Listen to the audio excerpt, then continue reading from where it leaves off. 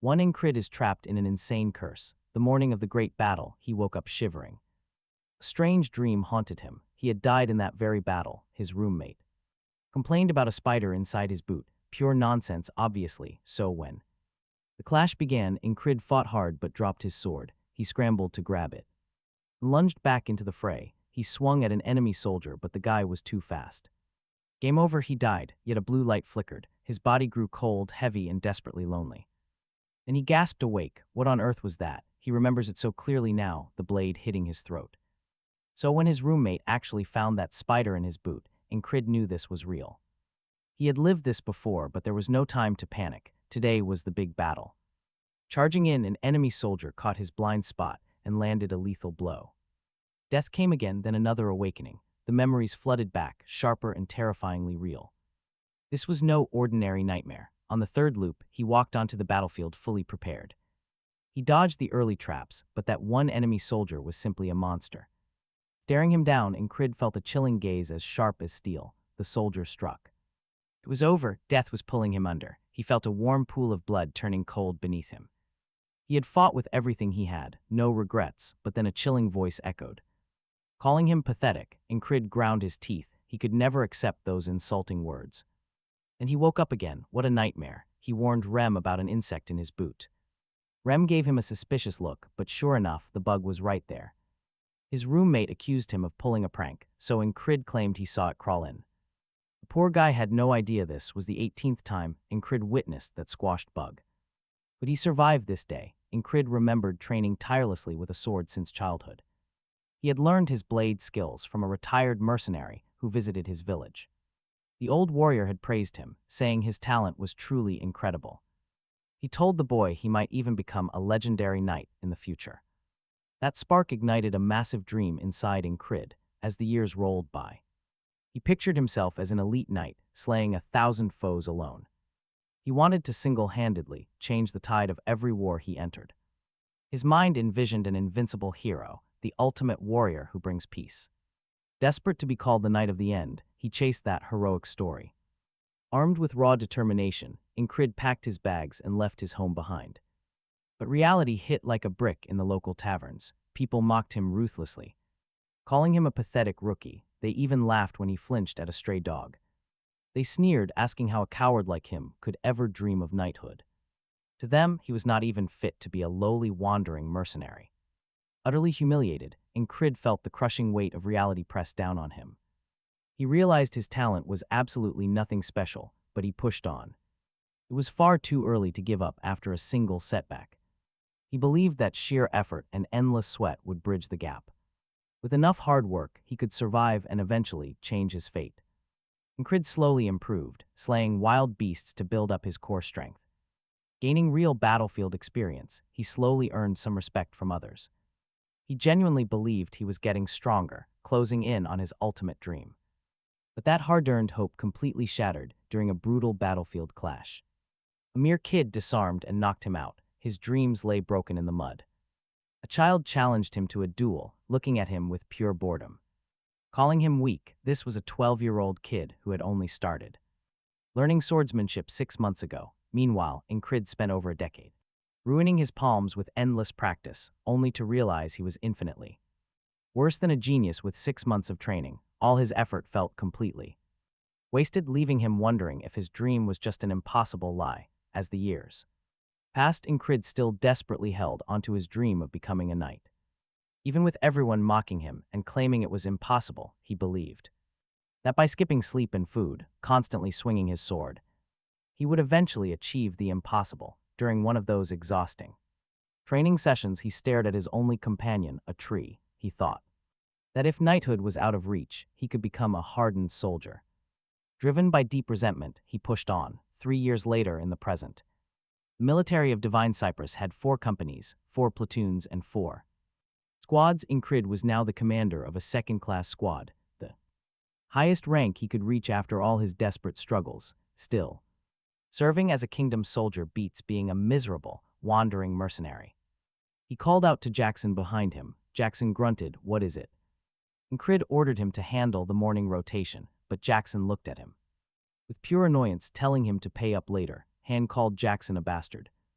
He acts like a wild cat, especially when glaring at you. Enkrid then turned to Han, asking if he was going to force something on him again, namely the beast's heart technique he wanted to master. Han asked him, "Didn't you give up on that already, and why would this time be any different?" They headed to training. Enkrid knew the physical brawl between Nilly and Aspen was starting up again, the very event where he died, trapping him in this endless time loop. During their sparring, he realized that despite learning the beast's heart in past lives, he still couldn't foresee the exact thrust of the blade that kept killing him. But today he resolved to finally survive. Enkrid and his platoon marched onto the battlefield for the 21st time, a horrific, endless loop. Giving his all, he had completely memorized the repetitive sequence, dodging predictable spear thrusts from behind and the rapid enemy attacks that followed. He then remembered a member of another squad who was fated to die. Enkrid jumped in to protect him, remembering the man's grim fate from the previous loop, yet death kept pursuing them. An enemy lunged from behind, but Enkrid struck first, slaying the assailant, who threatened his ally. He thought it worked, but despite blocking the initial arrow, the man died anyway. Enkrid finished his first objective. Now he just had to slay the boss who always murdered him. The killer finished off another ally and locked eyes with Enkrid. He always ended up facing this monster. Inevitably, the killer walked directly toward him. This beast had pierced Enkrid's throat and killed him 20 times before, but today he would survive. As the foe advanced, Enkrid remembered Rem's warning, "You always close your eyes in danger." The enemy hurled his axe, aiming straight at Enkrid's neck with lethal intent. Just like before, Enkrid shut his eyes, but Rem's voice suddenly echoed, "Do that in battle and you die immediately. You need bravery. Do not let yourself get easily intimidated or shaken. Become a beast who does not know death." Enkrid stared back. His eyes burned with the same savage intensity as his bloodthirsty assailant. This time Enkrid kept his eyes locked, right on the incoming blade. A beast does not fear death. He wondered, was he actually afraid? No, death only made him stronger. He tilted away from the blade, dodging completely, his heart hammered in a wild adrenaline rush. Finally, on his 20th attempt, he does it, his first successful dodge. But excitement flared. He tried to counter, and everything fell apart. The opponent shifted his grip instantly, driving the steel through Enkrid's neck. On that 21st attempt, he dodged the first blow but missed the second. Once again, he met Karen. The mysterious fairy warned him of this loop. Trapped in endless agony and despair, Karen urged him to finally give up. "Just get on the boat and find peace," Karen urged, but Enkrid refused. Even beaten down, he opened his eyes to face another grueling day.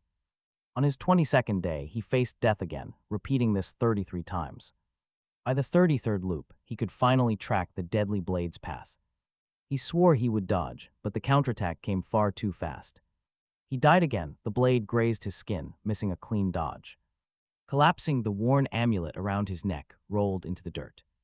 He remembered his mercenary days, taking on dangerous monster hunts. Nobody forced him to do it. He simply wanted to protect those helpless villagers. His ultimate dream was becoming a knight, protecting the weak at all costs. The village elder admitted they were poor, offering only a single amulet. Enkrid stared at the artifact, a ridiculous reward for risking his life. Yet the old man promised the talisman would grant his deepest desire. Enkrid wondered if this strange talisman was the source of his eternal loop. Could a cheap amulet really be forcing this endless hell of a loop? In the present, Enkrid lay bleeding on the ground as the night approached. Mocking his extreme pain, the killer offered a twisted final act of mercy. He raised his heavy sword, preparing to plunge it directly into Enkrid's back. This was no mercy, just a disgusting farce. Enkrid glared at the killer. Enkrid sneered as he died. The guy was just a sadistic freak. Once again, he woke up on that same morning, restarting the loop. He immediately confronted Rem, who had stuffed a stinging bug into his boot.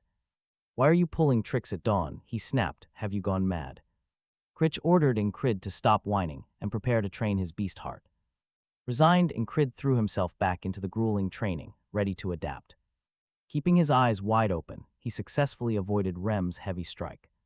Rem stood stunned, demanding to know how he suddenly got so tough. Critch chimed in that Enkrid trained, but Rem argued it was impossible. Enkrid quietly smiled, knowing he had lived this day countless times. It had already happened over 10 times. Rem insisted this wasn't some secret family technique to be taught to anyone, but Enkrid insisted it was exactly as he had said, a feeling born from death. Rem simply played it off, asking what the big deal was, claiming things just got intense by sheer chance. Trying to hide his deeper thoughts, Enkrid challenged Rem to a sword fight. Rem found it odd but welcomed it, even after grasping the secret heart of the beast. Enkrid still believed he would die if he could not land just one thrust. He pushed the pace, desperately dodging and evading with all his strength. Rem swung with terrifying force, asking how long Enkrid could keep avoiding his strikes. He was fighting for survival. Enkrid realized his only reliable sword style belonged to the legendary mercenary Valon, a highly unusual technique he once learned. Some warriors scoffed at the style, calling it nothing but a petty trick. Rem charged him with full force, laughing at his incredibly weak raw power. Still, Enkrid believed this was the most decent technique he had mastered. The moment Enkrid dropped into his battle stance, Rem sensed a sudden shift. Enkrid remembered the exact deadly thrust he had faced dozens of times. He launched it instantly. Rem barely managed to deflect and disarm his blade. The sword went flying. Enkrid realized he had briefly replicated that killer thrust. Having died from that exact move over 10 times, his body remembered. Rem stared in shock, muttering that the attack should have drawn blood. He admitted that out of everything shown so far, that single thrust was actually impressive. Rem then demonstrated the proper way to strike, explaining it required absolute impact. He could see Enkrid was holding back, hesitant. "You harbor too much self-doubt. This attack cannot fail," Rem declared. Enkrid asked what to do if it got blocked, and Rem had a simple answer. "Just decide that they cannot dodge, and that your opponent is already dead. That conviction keeps your grip firm." Enkrid looked down at his bloodied hand. Though Rem was a terrible teacher, the message was perfectly clear now. He lacked real confidence, a fatal flaw when facing a true master. Yet once again on this brutal battlefield, his frequent killer showed him mercy. It was completely unexpected. His opponent stood ready, urging him to strike. Enkrid lunged forward with pure killing intent, continuing his endless, brutal training. He died repeatedly, taking one painful, tiny step forward with each regression. Even if it was just a quarter of a step, he refused to stop. He died over and over again. On the 111th day, death claimed him once more. On day 123, the slaughter continued, but on the next day, Enkrid struck. Fueled by pure hatred, he shattered Rem's stance and disarmed his axe. Rem stared in absolute disbelief. Enkrid's hands were completely ruined and bloody. Gushing blood, he laughed like a true madman. Finally, Enkrid achieved it. He unlocked the pure madness of a berserker, mastering the lethal thrust. Enkrid was literally playing with death, dying as if tomorrow never existed. Yet each cycle made him stronger. Now, it was time to face his real enemy. Back on the battlefield, he pushed his speed to the absolute limit. He lunged with terrifying intent, finally landing a hit on the armored knight. But his blade only struck the helmet, and a brutal counterblow crushed his throat. Enkrid admitted to himself that his first thrust attempt was a total failure. He swore he would never blink or let go of his sword. Every single clash of blades was burned deep into his memory. The enemy stepped right on his chest, mockingly offering a merciful death. Before the fatal strike landed, Enkrid stared straight into those mocking eyes. "You will die tomorrow," he silently vowed. The killer just smiled. "The dead have no tomorrow," he sneered. Then the amulet flared. Enkrid woke up on that same morning, quickly squashing the cockroach in Rem's shoe. He casually told Rem that he had seen him coming in a moment ago. Rem muttered a quick thanks, so Enkrid told him to take over his shift. Rem scoffed, asking why Enkrid was bossing him around so casually today. Enkrid simply replied that this was day 125. He called over Christ. The young soldier was ordered to fetch some shinguards, a shield, and a dagger. He promised to pay him back later, even though he rarely asked for favors. Rem kept muttering, questioning if their squadron commander had ever been this demanding before. Jackson chimed in, saying they always shoved their duties onto Enkrid anyway. Rem glared, asking if Jackson wanted to taste his axe for that comment.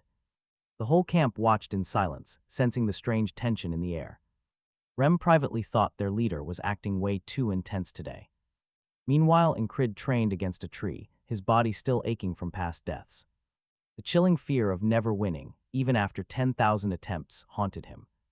That creep terrified him. Enkrid wondered if he would ever escape this nightmare.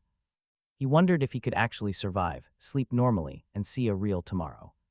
Or was he doomed to keep waking up on this very same morning forever? At least his strikes were stronger now, but was that really enough for him? No, settling for this was never going to be an option. He had to break through that wall and perfect his thrust, no matter what. So he kept hammering the trunk, refusing to waste this cruel blessing. With a massive crack, the wood split. He was finally ready for the battlefield. There was no turning back now. His squad began to assemble. Enkrid took the lead. When the battle exploded, he knew he lacked raw talent. But three things kept him alive: preparation, luck, and absolute focus. Take day 46, for example. A spiked mace completely shattered his left shoulder. On day 47, he dodged the swing, only for another enemy to crush his skull. So he added a spinning slash to kill that bastard first. Then came day 71. A nearby soldier slashed his foot, leaving him defenseless against the thrusting creep. But on this run, Enkrid wore heavy iron guards on his shins. He blocked the strike easily and cut the soldier down on the spot. He remembered day 89, when a stray axe split his head. Leaving that thrower alive wasn't an option.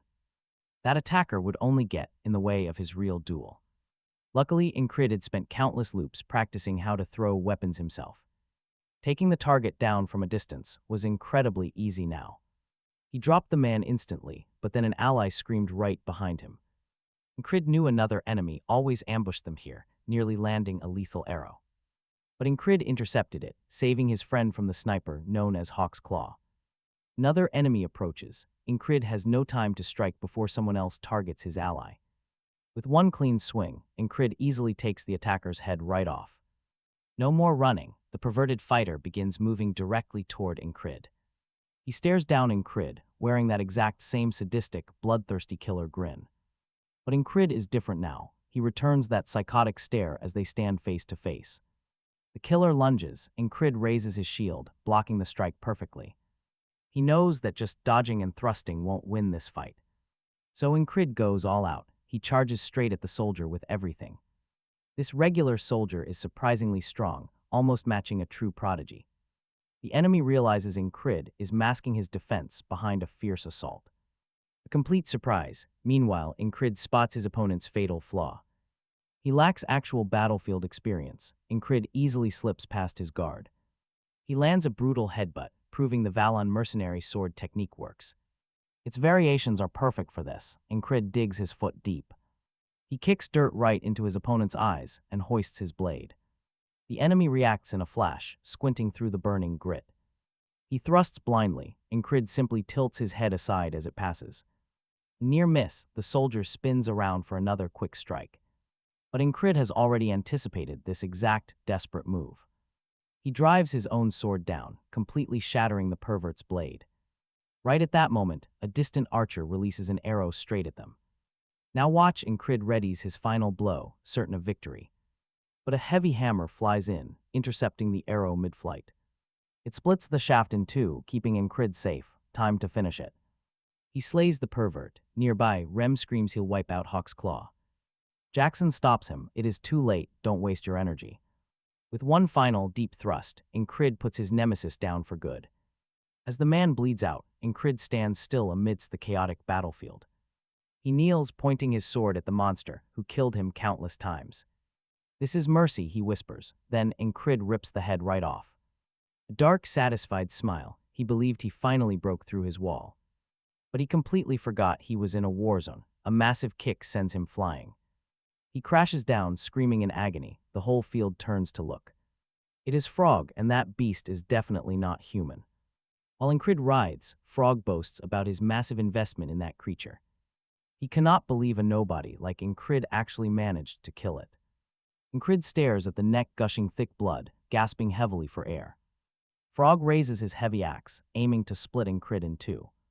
But Rem leaps in, blocking the blow to protect Enkrid. As Rem parries, Frog tries another quick slash, but abruptly halts his strike. They clash violently. Meanwhile, a stray soldier targets the gasping Enkrid. Out of nowhere, Jackson arrives and tears the attacker's head off. Frog and Rem keep trading blows. Rem knows what must be done. To save his commander, he needs a green light first. Frog sneers, asking if that weakling is really the leader. Rem stays silent. He knows that Frog Warrior was born just to kill. Should he burn him with magic or pierce his heart instantly? Either way, it is a massive pain. The frog is equally confused. Why on earth is an absolute monster like Rem fighting on this trivial battlefield? To win, the beast must risk everything. He slowly backs away sideways. This fight simply is not worth his life, so he turns and leaves. Rem scoffs at his cowardice. Nearby, Jackson runs, carrying Enkrid. Covering them, Rem tears off the heads of anyone trying to attack. Another soldier from Enkrid's squad jumps in to help clear the path. The enemy tries desperately to block them, but the small squad holds. Shielding Jackson and Enkrid, they slowly fight their way backward. Finally, the brutal day ends. A single cold drop falls into the dark. It is the quiet, endless ocean he always visits after facing death. Karante is waiting there. You survived for one day, but that is all. You cannot withstand the massive walls that will keep appearing in your path. Your destiny is despair. Enkrid refuses to accept this, forcing himself up. He stands tall, staring at the ghost of the man he decapitated. To me, Enkrid tells Karante, walls only exist to be smashed. Karante laughs, eager for the day those ambitious eyes lose their light. Next thing he knows, Enkrid wakes up in camp, completely wrapped in bandages. He is in the infirmary. Rem is there, saying he slept for days. Reminds Enkrid that he saved him from that massive frog monster. Enkrid winces, feeling the deep ache, and remembers his terrifying green opponent. Rem chuckles, saying it is a miracle his bones are still intact. But they said your head took a bad hit. Remember your best friend. Enkrid groans, muttering that he never once considered the annoying hunter a friend.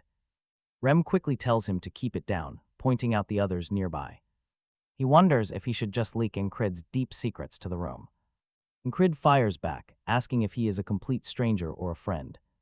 Choose one. Either way, our stubborn hero somehow survived to see tomorrow. In his office, Christ barks orders, demanding to know the medical costs. Enkrid wonders how a regular, low-ranking grunt like him got a bed here. Usually wounded soldiers of his rank are just left outside to die. Then he remembers Christ was completely missing during the entire bloody battle. Typical Christ smiles, offering Enkrid a special, friendly discount. He will only charge him double. Later that day, Jackson visits him. Enkrid sighs, telling him to speak up if he has got something. Jackson tosses him a small container, telling him to use it daily. Apply it twice a day, Jackson warns, and do not ask any questions. Enkrid is shocked. Jackson absolutely hates sharing personal items. Right after Alden drops by, Enkrid immediately tells him to go away. He snaps that he is not dead yet, questioning their weird behavior. They were always busy before, so why are they suddenly taking turns visiting? Are they actually worried, or just waiting for him to die? Suddenly, Ragnar walks inside, looking around the crowded room with deep confusion. Is the commander here? But then he just turns and leaves, leaving Enkrid wondering. There is no way Ragnar actually cares. That scoundrel only looks out for himself. Beside him, two other soldiers occupy the infirmary. One is a familiar platoon commander from another company whom Enkrid fought alongside in the past. The other is a silent soldier, whose name Enkrid does not even know, who just stares blankly into space. Enkrid notices the kid looks like a low-ranking soldier, wondering how he ended up here. As Enkrid quietly observes the room, a new visitor suddenly arrives. It is clear she is no ordinary human, but rather a noble elf. Holding high status in the army, she asks who the commander of the 44th Squadron is, leaving Enkrid instantly guarded by her sudden presence. Just then, the bitter commander who despises Enkrid steps forward to speak. The elf demands to know which group he belongs to, and he quickly answers. He introduces himself as Vengeance, commander of the 3rd Platoon in the 2nd Company. She coldly asks if his company teaches soldiers to state their race to superiors. He quickly apologizes. Enkrid realizes this woman is actually the new commander of the 4th Company. Stepping forward, Enkrid salutes and introduces himself as the leader of the 4th Squad, 4th Platoon. The elf responds, mentioning she has heard he manages his troublemaker squad quite well, expecting great things from him. Enkrid wonders if she came all this way just to deliver a compliment, but then she turns her gaze to the last silent soldier in the room. The young man looks confused and mutters his name is Krang. Enkrid wonders if that is even real. Can you believe this kid's terrible attitude? She asks if Krang is of noble blood, then simply leaves without another word. Enkrid cannot quite wrap his head around it. By nightfall, his body feels better. Most of the intense pain is gone, meaning it is finally time to train. Vengeance demands to know where he is going, and Enkrid tells him. He is heading to the training grounds. Vengeance scoffs, calling him an absolute idiot. He calls him a low-ranked tryhard. Meanwhile, Krang silently watches Enkrid leave. Outside, Enkrid grips his sword once more, trying to visualize the last battle. Replaying the fight in his mind is a costly trick he learned as a kid. Now he analyzes that final desperate lunge he made in the heat of combat. If that final reckless attack had failed, everything would have been over. Relying on a single, do-or-die gamble is a terrible habit he needs to break. One mistake means instant death if he faces another lethal attack like the King's Axe. He must have a solid follow-up plan ready immediately after striking. As he stands there, a quiet voice comments that he is training in pain. Startled, Enkrid looks up to see Krang sitting nearby, watching him closely. Krang admits he does not understand why Enkrid's hands kept twitching in the barracks. Now he is just out here, silently staring into nothingness. Enkrid explains he was actually training his grip strength, and now he is. Replicating their last deadly clash, Krang bluntly asks him what the point is. Enkrid answers that it is so he will never be caught off guard again. Krang presses further, asking if he expects to achieve greatness while staying completely safe. Enkrid understands the kid. Krang clearly has a dream he is chasing, but whenever he speaks it aloud, everyone just laughs at him. Enkrid looks up. He shares that it is a dream already realized with his humble talent, but still.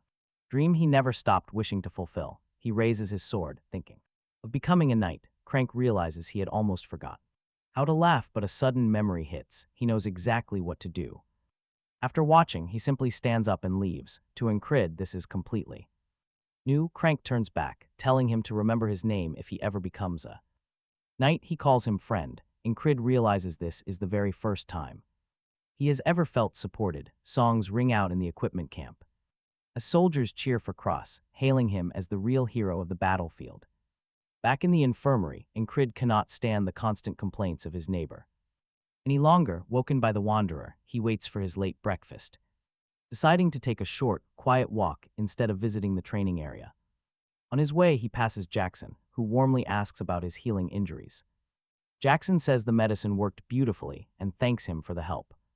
Enkrid tells him that if he is actually grateful, he should recover fast. That night in the infirmary, Krang wishes Enkrid a good night's rest. Enkrid wishes him the same, feeling like sleeping early is his entire routine. But the grumpy soldier nearby snaps at them to shut up and sleep. Enkrid sighs, realizing the day was wasted. In the morning, he wakes up. To the Wanderer's face, he wonders why a Wanderer keeps visiting him. Every single day, right on cue, the loudmouth commander starts complaining again. About the late breakfast, Enkrid feels irritated by how loud he is. Repeating the exact same lines from yesterday, suddenly everything clicks in his mind. Something is deeply wrong. He leaves for a walk and Jackson greets him.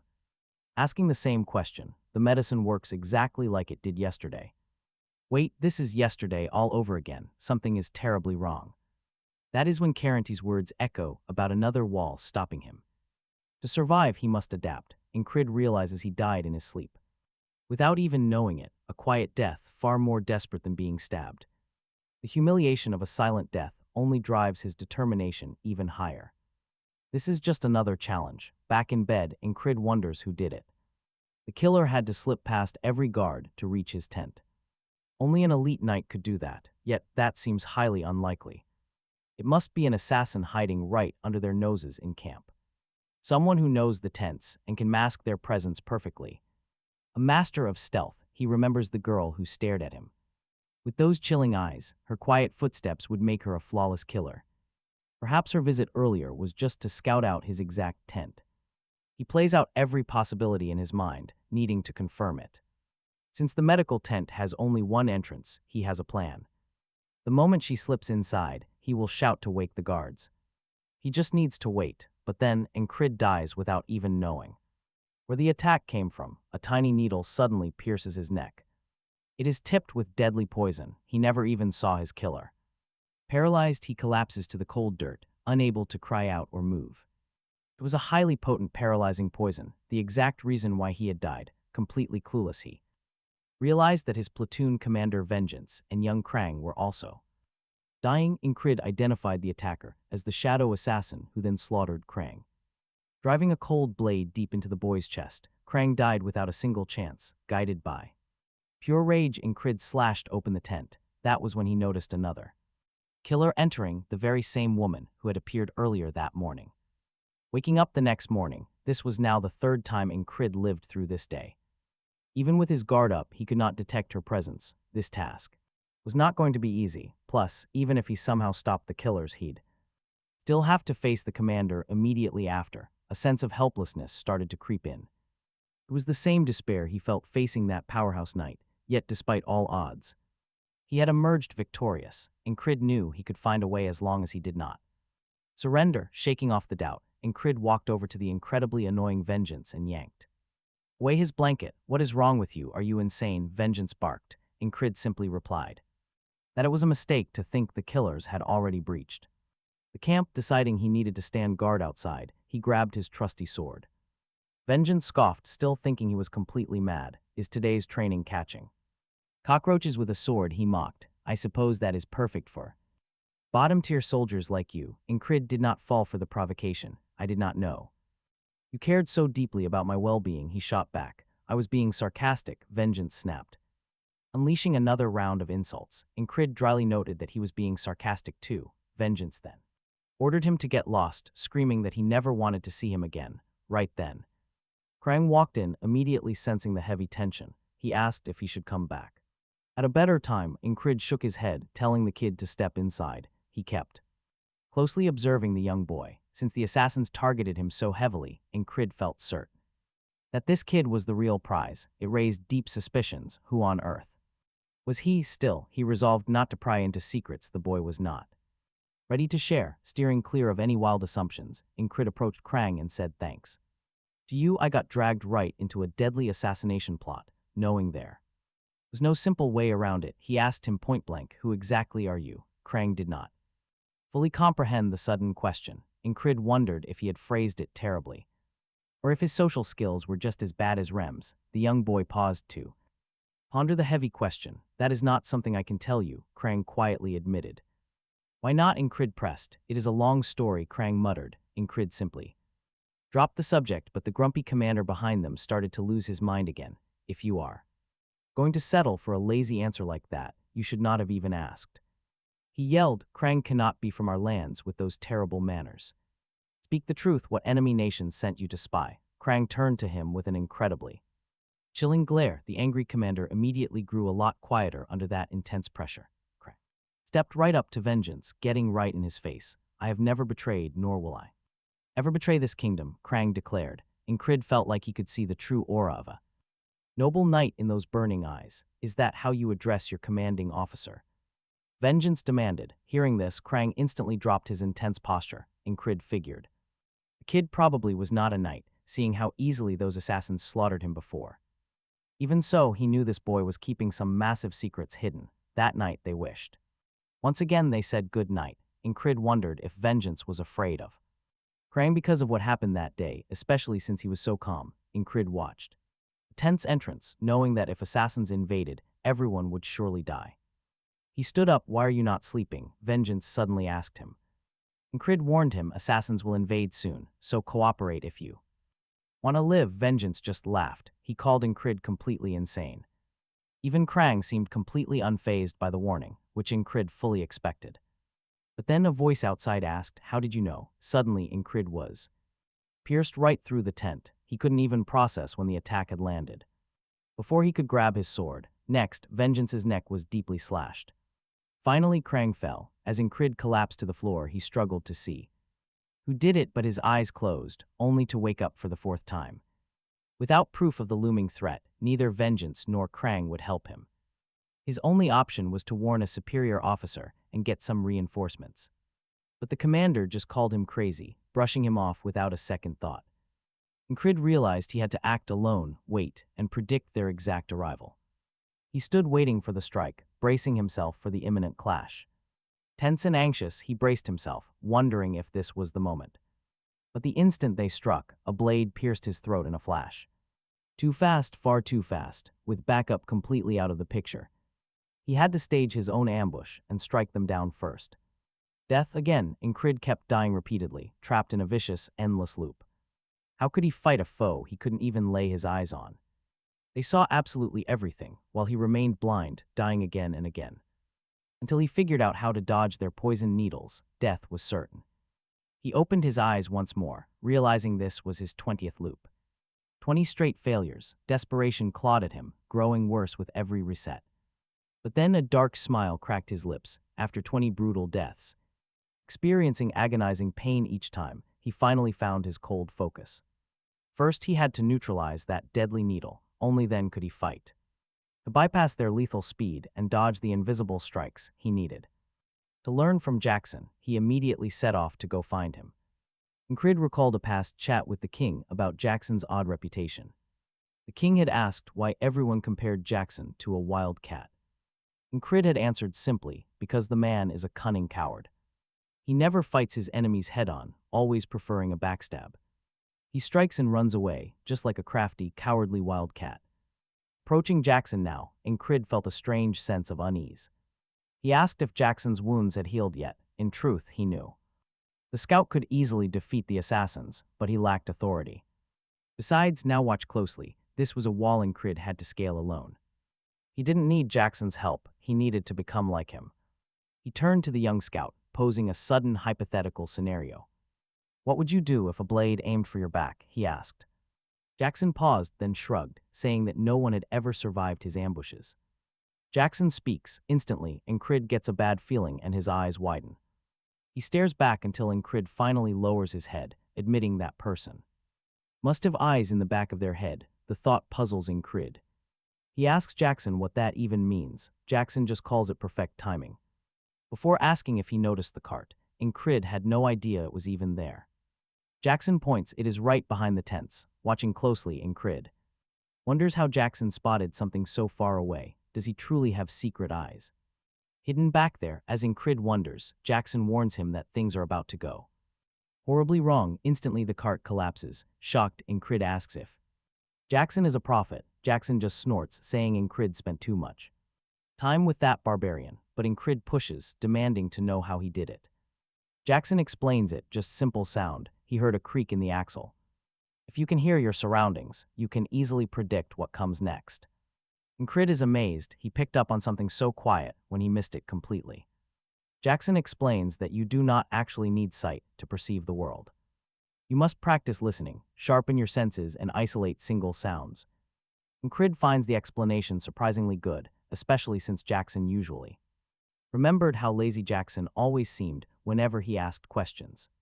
Jackson admits his laziness, but says this is better than having Enkrid constantly shadowing his steps. Lately, the determined squad leader refuses to give up. Day and night, Enkrid feels like he is hitting a massive second wall. Seriously, this barrier is far more brutal, carrying the cold weight of death. But if he can sense his enemies, he might actually survive this ordeal. He focuses on irregular patterns, tracking the patrol guards and crackling torches. As the deadly assassin approaches, Enkrid desperately searches, wondering where he is hiding. He tries straining his ears to catch the bastard, but just as he hears a jump from outside, a sharp needle pierces his neck. Once again, he failed. The next morning, Enkrid realizes it. He has not taken one step forward. Yet his body remembers the lessons, the raw instinct, the strike. Driven to improve, he seeks out Jackson to ask for advice once more. Jackson explains that sound holds an incredible amount of hidden information. You can track a target's exact location by measuring direction and volume.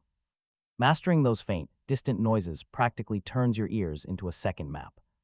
Suddenly, Jackson makes a sharp noise. It grabs the young warrior's attention. He explains that sound acts as waves, traveling in all directions silently. Even when surrounded by thousands of clashing noises, you must isolate just one. Closing his eyes, Enkrid begins to hear every person moving around him. He observes intently, trying to pick apart and identify each separate source. The noise is overwhelming. He must seize a single thread from the chaos. Focusing deeply, he starts to meditate, striving to categorize and isolate. He concentrates on flags, fluttering nearby. They still sound unified.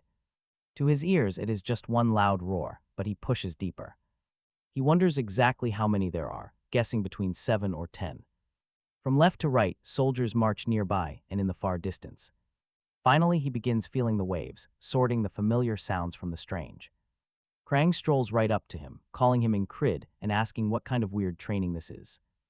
Enkrid instantly complains about the name, but Krang just insists that it fits him perfectly. This is definitely not fine, though Krang can drop the act whenever he likes. Shrugging his shoulders, Krang mutters that Enkrid is just standing around looking like a total idiot. Real training is not supposed to look like this, but Enkrid stands his ground. Insisting he is no fool who wastes time, he makes Krang realize he knows something. That very night, Enkrid dies once again from the lethal poison, watching Krang perish too. Dead again, waking up, he counts 33 failed attempts. Failure 34, still nothing changes. It is just endless, crushing defeat. Yet he never stops, training relentlessly during every spare moment of his mornings. No miracle or extra experience is going to help him overcome this massive wall. Just pure, endless repetition. He must simply do what must be done. Soon his senses sharpen. He hears the hawk landing atop the distant flag. Feeling the subtle shifts in the air, he tracks Krang quietly drawing near. Enkrid snaps his eyes open. Krang is caught completely off guard. A silent, stealthy approach, yet Enkrid somehow knew exactly where he was. Seeing him sit blind for so long, Krang asks if he was training his perception. With a smirk, Enkrid repeats that he is no fool who wastes time. Razor-sharp focus guides him. As the deadly poison needle flies, he ducks. He draws his sword and strikes. The assassin stumbles back. The assassin falls backward in despair, never expecting such a lightning-fast counter. To Enkrid, this killer is no longer some mysterious, unstoppable force of death. Now he faces death head-on, reading the entire battlefield. It turns out his troop is formidable, with Rem displaying absolute monstrous strength. Plus, he has finally mastered Jackson's technique to form a virtual second eye. Losing control, the frantic assassin lunges forward with a desperate strike. Calling him a cursed rat, the killer desperately tries to land a hit. This opponent is nowhere near as skilled as that perverted dagger user from before. But then he spots the truth. Vengeance is dead, but Krang is alive. Still, he cannot afford to look away from the killer, pressing the attack. He must not drop his guard. This opponent is still a highly trained professional. Slipping past the first strike, he fails to dodge the follow-up blow. The thrown knife cuts deep. The assassin charges. Suddenly, a sword strikes. Enkrid is shocked to see the ferry company commander stepping right through. An immediate panic hits. If he does not strike her down first, he dies. Lunging forward, the killer mockingly asks if Enkrid actually had a hidden bodyguard. Deadly spikes fly through the air, targeting both Enkrid and a vulnerable Krang. Krang scrambles to defend himself, while Enkrid tries to push toward the ferry. Leaping over Enkrid, she whips off her cloak to shield Krang from danger. Stunned, he realizes he was wrong about her working with the assassin. Protecting them was completely unexpected, but whatever her reasons, this is his chance. Pouring everything into a relentless counterattack, he goes all out to kill him. His sword clashes hard against the weapon, stopping the killer's momentum completely. Out of options, the assassin backs off and quickly vanishes into the darkness. Finally, he relaxes as the assassin flees, and Krang guesses who the target was. Enkrid knows, but he still wonders who would hire an assassin to kill him. Why target someone so insignificant, or even vengeance? The fairy confirms it. She praises his quick mind, but then slowly places her hand on her sword. Enkrid realizes they were allies until now, but she cannot let this secret escape. He knows she will not leave any witnesses alive as she draws her blade. Enkrid prepares to clash, but Krang steps right between them with a sudden favor. Krang states he does not want anyone dying today, and Enkrid simply nods along. The fairy bows her head, agreeing to obey, but Krang adds another condition. That mercy extends to the platoon commander lying there, who is still barely breathing. The fairy mentions they have an antidote, showing she is quite knowledgeable about poisons. Krang shifts focus, time to clean up this messy situation. It would be incredibly troublesome if anyone found out an assassin was here. Enkrid asks if it is fine as long as they leave absolutely no traces behind. Looking at a nearby flame, Enkrid realizes there is a pretty wild way to erase traces. He instantly sets the tent ablaze, forcing everyone to scramble to extinguish the flames. Enkrid drags vengeance out, leaving everyone to notice the two remaining survivors. With the assassin's tracks completely erased, they can easily handle the aftermath. Deep in the quiet woods, Krang keeps walking alongside his fairy companion. According to her, without vengeance delaying things, Enkrid would be dead by now. She asks if Krang spared him for that reason, and Krang readily nods. He finds Enkrid quite fascinating, though the silent fairy offers no reply. Krang had tried to avoid this outcome, but the next morning, Enkrid is already training. As Krang departs, he realizes the young warrior has somehow influenced him. A rematch is inevitable. They will meet again in their true roles. Enkrid hates the idea, watching the massive scythe slowly disintegrate. Carrot promises a future reunion, and Enkrid calmly welcomes the challenge anytime. Once again, he was forced to confront the endless loop of death. He survived that brush with silent demise and greeted the next morning. Enkrid can sense almost any presence, yet the fairy completely evaded his perception. A massive checklist awaits him back at base, but thankfully he is unharmed. Vengeance suddenly asks why Enkrid even bothered to save his life. Enkrid chuckles, wondering if his companion is seriously complaining about being rescued. He explains it is quite simple, they are comrades in arms. We are comrades, does a guy really need another reason besides that? Vengeance stands speechless, calling Enkrid a deeply selfless bastard. He asks if Enkrid is heading straight back to his squad now. Vengeance warns that bad luck awaits because the weather out there is terrible. Enkrid asks if there is more to the story than bad weather. Apparently the entire base is cursed, and back home, things are already getting messy. Ragnar shoves Rem, warning him to back off, but that only excites Rem further. Bystanders rush over, shouting that Enkrid's squad is causing a scene again. Rem effortlessly hoists Ragnar up, preparing to slam him into the dirt. He mutters about their missing squad leader as the soldiers completely lose control. Rem hurls Ragnar straight through a tent, absolutely destroying the structure. Panicked onlookers warn everyone to keep their distance from the raging fight. He charges at Rem, smashing a crate right over him as they begin trading blows. As the brutal brawl kicks off, Rem realizes things are getting serious. Grabbing his weapons, he roars about decorating his skull with his axe while everyone notices he is armed, shouting for others to clear out, but Ragnar just retorts that he will cleave that barbarian in half, wondering where the others are before. Ordering the fight to stop just as Enkrid arrives, muttering about the cursed base but declaring these two bastards might actually be the curse itself, he orders them to stop, declaring their squad leader is back, making Ragnar ask if he is still alive since he thought he died, but Enkrid replies he survived. Though he might go crazy because of those two, on a new morning, Enkrid notices that 4 days have passed since his return, and upon waking, he sees Jackson beside him trying to quietly slip away, before asking if he is awake. Enkrid replies that he was going to wake up and train anyway, as Jackson remarks that Enkrid is a great listener, while Enkrid mentions that he has been practicing, earning Jackson's encouragement to keep it up because it will surely help him someday, since battles are rare now with winter approaching. Enkrid uses his extra free time to train intensely, doing demanding one-handed pull-ups as others greet him, while Alden is spotted training hard, doing push-ups under a massive stone. What an absolute beast, mid-push-up Alden questions Enkrid, noting he keeps busy after morning training before setting the stone down, saying that while it is good, a well-trained body is a weapon itself, meaning he should be able to withstand a frog's kick. Alden calls Enkrid a scrawny chicken, teasing that he is too skinny and needs to keep training. Enkrid replies that Alden is excessively large, but promises to try. Alden adds that the training technique mentioned earlier is actually very effective. Just then they hear Rem shouting and kicking Ragnar out of bed, yelling that it is his turn on duty, while Ragnar is still asleep.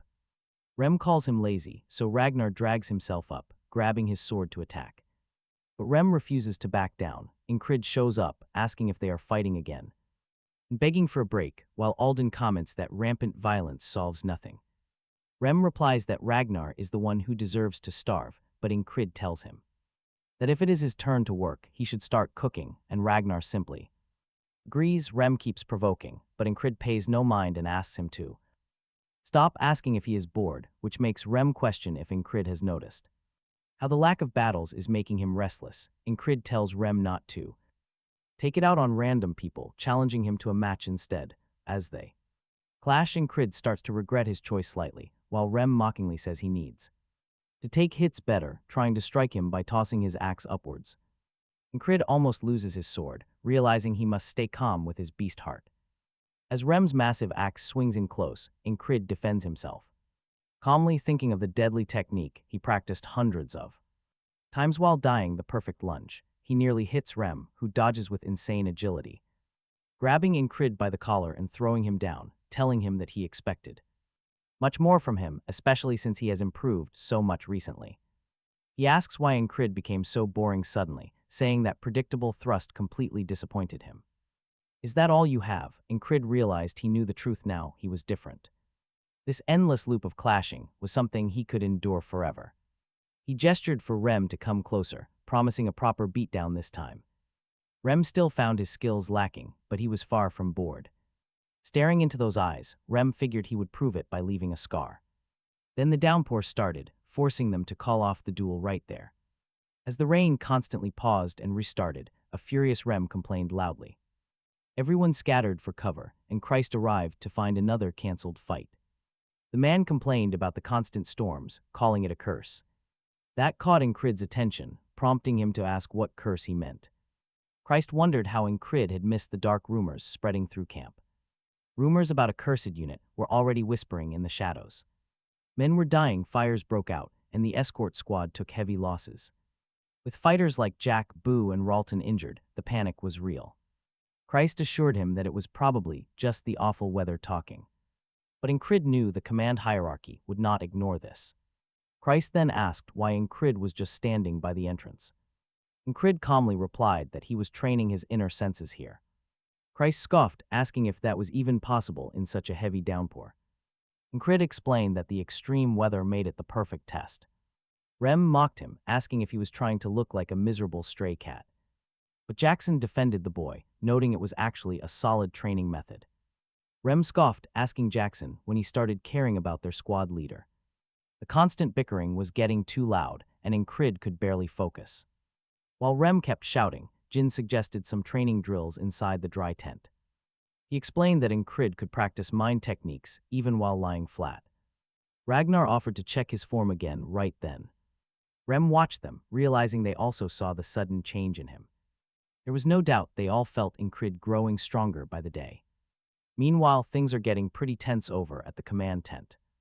Leaders were ordered to control their troops and prepare a new escort party. Winter was coming, and they desperately needed scouts to fill the gaps. The ferry watched silently before bringing up the leader of Squad 44. Commander Karen thought he was reckless, but perhaps perfect for the scouts. The ferry smiled, hinting he might bring some highly unexpected results. When asked why she trusted him, she claimed it was just instinct. Soon after, Enkrid received his official orders to join the scout unit. The ferry stared, her eyes silently asking if he had offended their commander. He racked his brain, wondering what he could have possibly done wrong. Her piercing gaze suggested there had to be a deeper reason. He remembered the tense moment she had almost drawn her sword on him. Hank approached next, asking if he was actually going to accept this mission. A quiet offer was made to get Enkrid out of this mess. Enkrid gripped his weapon, knowing he could not just fight his way out. Hank sighed, clarifying he would never suggest something so incredibly reckless. Enkrid warns him not to pull any tricks, since he already has a pretty bad reputation. Odin immediately starts praying for his squad leader, asking God why he always tests them like this. He begs the heavens not to take away their precious, beloved squad leader. Enkrid just sighs, wondering what is wrong with these crazy men. Then, Ragnar stands up. He offers to go instead, but Enkrid quickly shoots him down, anyone but you. Everyone agrees Ragnar is way too dangerous and would likely just get lost. Jackson asks if Enkrid was assigned to scout the tall grass fields, giving him some advice. He warns him to listen carefully to the rustling grass to avoid a sudden ambush. That is the key to surviving an ambush, but this just makes Rem absolutely furious. Rem roars out, angry that Jackson is trying to preach his annoying lectures to them again. He hates those lessons, and Enkrid knows once he leaves, nobody will stop their constant brawling. He wonders if it is really safe to leave these lunatics alone, but shrugs it off. Truth is, nobody is better suited for this dangerous recon mission than him. Because of his weak starting skills, he was constantly shuffled around to replace dead soldiers. The only place he fit in was among these violent, bloodthirsty crazies. They almost kill each other daily, and he always has to step in as their leader. Representing the Soviet squad, he demands a truce while literally stepping between their naked blades. Rem can only wonder if Enkrid is incredibly brave or just incredibly stupid. Jackson tells Rem to thank Enkrid, or he would have another hole in his chest. Rem snorts back, claiming Jackson's head would have rolled on the floor first. Watching them, Enkrid knows these bastards are genuinely skilled, and the squad cannot lose them. Compared to their monster strength, his own death would not be a massive loss. But there is no time for depressing thoughts, since he knows exactly where he stands. He just needs to keep pushing and get stronger. Soon, he departs with the scouts. Heading straight to the dangerous front lines is the perfect opportunity to train his senses. But as they walk, another scout notices Enkrid moving forward with his eyes completely closed. He tells the Soviet leader to focus, leaving Enkrid a bit confused. The man proudly explains that although they share the same rank, he runs this scout squad. If any danger pops up, his elite squad will handle it. This arrogant leader is Andrew Gardner, and his subordinates immediately start mocking Enkrid. They laughingly ask if Enkrid even has what it takes to stand beside their leader. Since he is from that squad of exiles, they doubt he can even wield a sword. Andrew smugly tells Enkrid that if they ever spar, he will try to go easy on him. Calling Enkrid a gnome, he claims the squad only survives because of its strong members. Suddenly, Andrew starts shouting loudly, telling everyone to crush the enemy the moment they see them. The others agree, but Enkrid wonders why they are shouting so much. Do these idiots even understand what stealth recon means? He figures this leader is a rookie, doubting if this mission will go well. Just then, one of the scouts spots some footprints and loudly proclaims they belong to gnomes. They excitedly plan to hunt them down for dinner, but Enkrid knows better. Gnomes never travel alone, they always move in packs of at least 20. He wonders if Andrew is genuinely stupid enough to charge into a massive horde. What on earth is that rookie leader thinking? Suddenly, another scout bursts out laughing. He whispers that the tracks actually belong to a gazelle, not a monster. Noticing Enkrid nearby, the scout comments that their leader is a complete joke. Things felt pretty tense, but Henry still tried acting friendly with Enkrid. Enkrid mentioned he used to hunt in some mountain town, and Henry did not really mind. Completely ignoring their annoying leader, Henry kept chatting with Enkrid until they actually started getting pretty close. He shared some basic survival tips, giving Enkrid some pretty useful information. He explained that wild animals usually leave distinct paths through fields like these. He promised to explain more tomorrow, but that night, the mood turned sour. Men grumbled about wasting the whole day searching for gnomes that did not exist.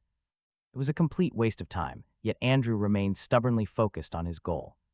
He desperately needed results. Any minor victory would do. Enkrid just watched him, and by morning they continued their march. They finally arrived at the Green Pearl, a place also called Akka. It looked like a completely useless field, meant for simple scouting. Before them lay a massive sea of grass, tall enough to swallow them whole. Andrew claimed that once they crossed it, they would find enemy scouts waiting. Dragging those scouts back as prisoners meant a handsome reward for everyone. The men cheered loudly, but Henry hesitated. He questioned the plan, asking if their actual orders ended right at the edge. Enkrid muttered that their leader made the call, then followed the squad forward. He knew pushing through this dense, towering grass was going to be a nightmare. He silently hoped Andrew would turn back, but the man kept pushing forward. To his surprise, Andrew was not even complaining, actually taking this seriously. Then Henry pointed out something strange. There were no animal droppings around. A lush field with endless food, yet completely empty of wildlife, that spelled trouble. This meant predators or something worse was keeping the local wildlife far away. Walking deeper, Enkrid caught the distinct, heavy sound of non-human footsteps. Panic surged through him. He glanced sideways and spotted a beast darting ahead. The creature locked eyes with them, prompting Enkrid to scream at everyone to drop. Andrew panicked, shouting that it was an ambush and telling everyone to run. A massive volley of bolts rained down, instantly tearing through several soldiers. Enkrid tried to cover the rear, but the enemy was already closing the circle. Those heavy crossbows could easily snipe him from a distance if he ran blind. He heard a string snap, time to put Jackson's listening trick to the test. Snapping his head aside, he barely managed to dodge the first lethal bolt. but the sheer chaos and screaming made it impossible to track other shots. The trick only bought him seconds. Surrounded, he was brutally pinned down. Dozens of bolts pierced his body, ending his life right then and there. Next time he would avoid this trap entirely. Resetting, Enkrid tried to warn Andrew. Andrew just scoffed, asking if he wanted his head cut off for insubordination. They would never believe him. Enkrid decided he had to act on his own. The trap sprung again, but this time, Enkrid sprinted in a different direction. But they cut him off anyway, riddling him with bolts from every side. It was fine, he would just find another way to survive. And honestly, having infinite retries means absolutely nothing when death keeps brutally claiming you over and over. He got shredded by 20 crossbowmen to the east, dying in a bloody heap. Next loop, he broke north to avoid them, but ran straight into another nightmare. Into a squad of spearmen and died yet again, in another nightly loop. He survived, barely, dying slowly and fueled by pure hatred. He realized that even running away was pointless. They would never stop chasing him. Figures approached, quietly. Their green uniforms were perfect for a stealthy ambush. Enkrid wondered what they were guarding here to be so heavily prepared. He kept crawling until he reached the center of the camp. There, he saw something truly unbelievable. But before he could process it, a cold blade pierced his neck. Death again. What were those damn icemen hiding out here? Once more, Enkrid followed Andrew, already knowing exactly how it would end. They had tried dozens of times. Inside, only certain death awaited. But those icemen guarded a secret. Enkrid had to find it. If he abandoned this goal, he would easily survive. But suddenly, Reno retreated. Was this the end? No, he quickly corrected his thinking. He refused to run. Pushing forward, he advanced past everyone as Andrew shouted. Andrew barked, demanding to know what that useless fool wanted. Another soldier chimed in, calling Enkrid a total burden they just had to get used to. Since the leader had his own struggles, Andrew spat back in frustration. There was a limit to the trash he could tolerate. Enough. Was he not tired of kissing up to that childish squad leader? Andrew demanded an answer, but Enkrid simply shoved past him. Declaring he was done playing games, Andrew snapped, asking if Enkrid was disobeying orders. Insubordination like this was completely intolerable. Deep down, Andrew believed Enkrid could never survive alone. So Enkrid made his move. He calmly took command of the unit. If they worked together, they might actually make it out alive. Andrew hated that. Enkrid knew that Andrew, Henry, and another veteran usually survived the longest during these repetitions, especially that scarred soldier. He was a beast in combat, fighting as fiercely as he looked. As their most skilled fighter, he constantly trailed Andrew like a loyal bodyguard. Andrew scoffed, telling Enkrid to try taking charge, only if he won first. He immediately drew his sword, commanding Enkrid to do the same. Enkrid realized a common soldier would never have a bodyguard. From his stance, Andrew was highly trained, but lacked real combat experience. With those refined skills, he was likely some wealthy lord's son. But if so, why was he so desperately chasing quick results? A disgraced noble, perhaps. Andrew spat back with venom, mocking his pathetic skills and high rank, calling him a lazy loser. It did not matter who Andrew was, Enkrid would not obey him. Andrew sneered, claiming he had an important mission to fulfill. Enkrid simply sighed, telling Andrew that he talked far too much. He told him to attack. He would not even draw his blade. Losing his temper, Andrew charged straight ahead. Enkrid knew that. Normally, fighting someone this skilled was tough, but Andrew was reckless. He underestimated Enkrid completely. That foolish mistake would cost him. He totally underestimated him, and those reckless choices pushed him over. Andrew charges forward blindly, sword extended. Enkrid easily deflects the blade with a swift tap, throwing him off balance. Then comes a heavy punch right into Andrew's chest, leaving him gasping on the ground. Everyone is stunned, defeated in one blow. Henry can barely believe it. Honestly, you cannot blame him, since everyone called Enkrid absolute trash. All eyes lock on him now. Enkrid stands tall, declaring that this entire squadron is his now. He asks if anyone has a problem with that. Henry is completely speechless, and the other mercenaries stay silent. Andrew has nothing to say. Everyone agrees. Enkrid knows this is just step one, moving deep into the grass. The squad wonders what his plan is. Enkrid suddenly asks Henry about his dream. Confused by the sudden question, Henry admits he wants to get married to a lovely girl and run a quiet flower shop. Enkrid coldly warns him that to do that, he must survive today. He then asks another soldier, who responds that his wife recently had a baby. Enkrid warns him that if he wants to avoid leaving his child fatherless, he must survive today. Then Enkrid questions the last two. One wants to save enough money to open a business, while the other just wants to go home. Enkrid also questions Andrew, who replies that he must fulfill his mother's dying wish of reviving the prestigious Gardner house. Enkrid says all their answers are the same: to achieve those goals, everyone must make it out alive. Turning his back to them, he promises they will all survive. Enkrid knows that from this point forward he needs them to be proactive. Clearly, there is no stronger motivator than life. Sensing the enemy's approach, he prepares to deal with them. He points into the distance and orders Henry to fire an arrow at head level.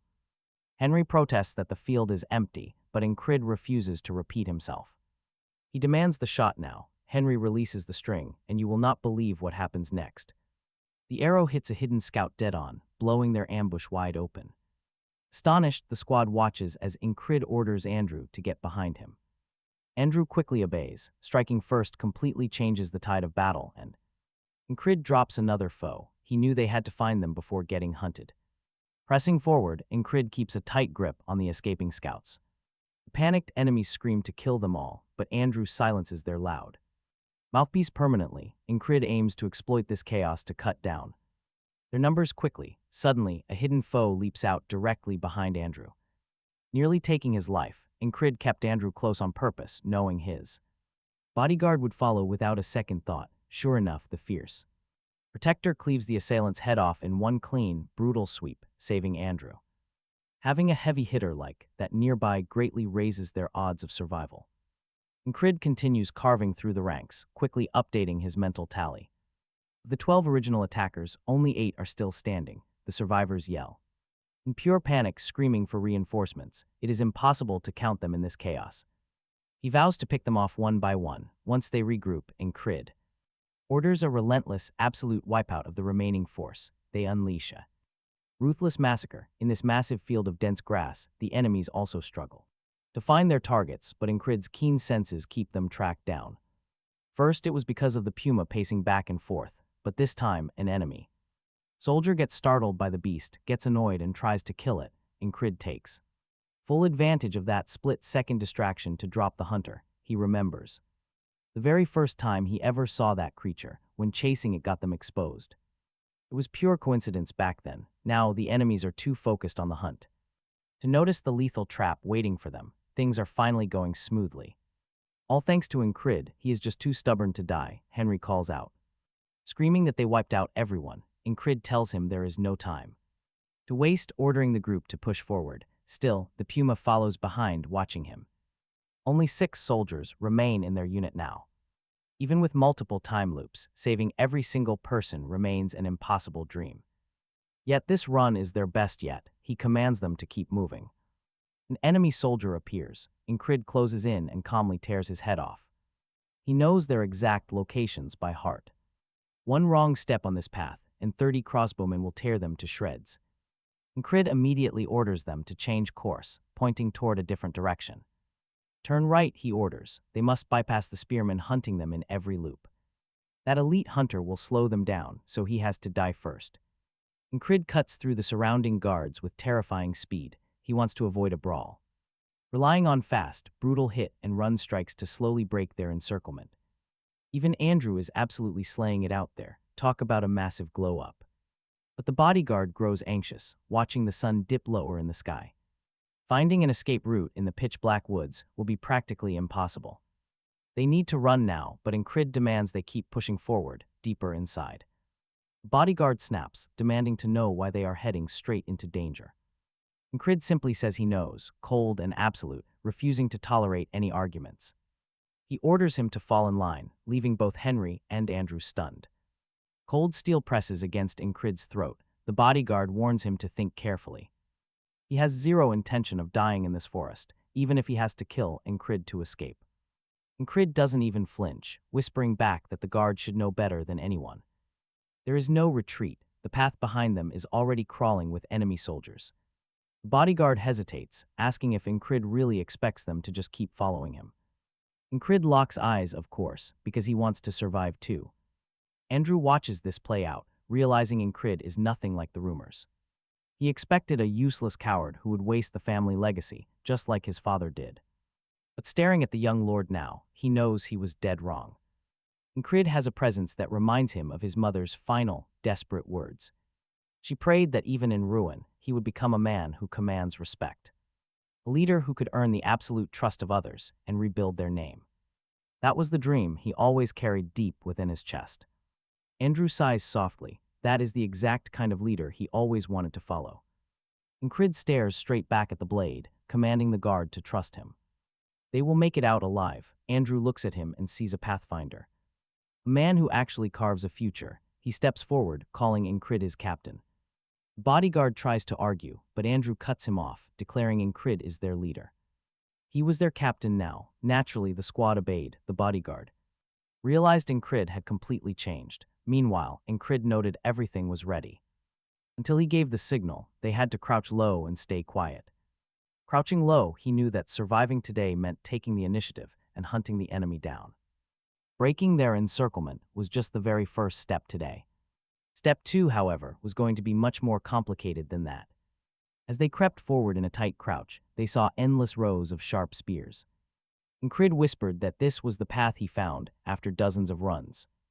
Everyone was terrified but kept silent. Enkrid made a quiet confession.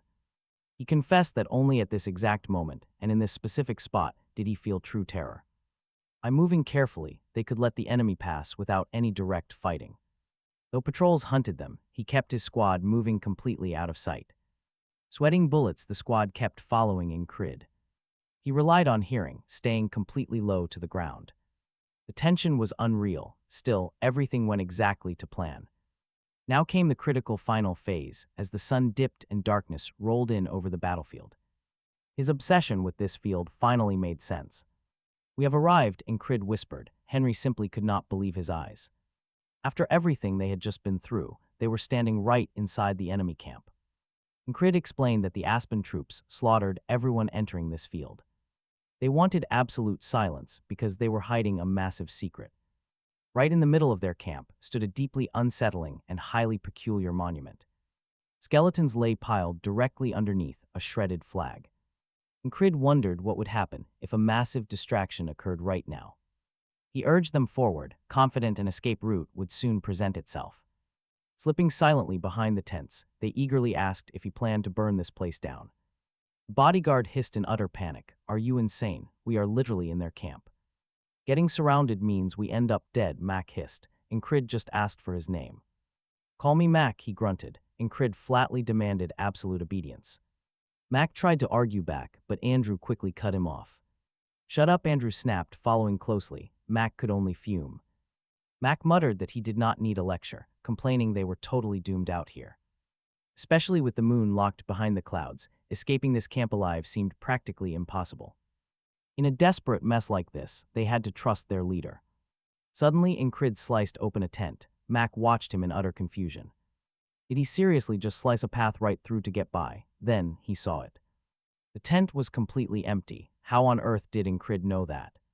Without pausing, Enkrid rushed forward. Mac struggled to make sense of him. This guy was incredibly reckless, yet they had not run into any guards. How is this even possible? Surely, you would expect guards to crawl all over this place. Enkrid abruptly raised his hand, signaling the squad to halt right there. After all, he had successfully snuck into this camp dozens of times before. The very first time he touched that shredded flag, the entire garrison instantly slaughtered him.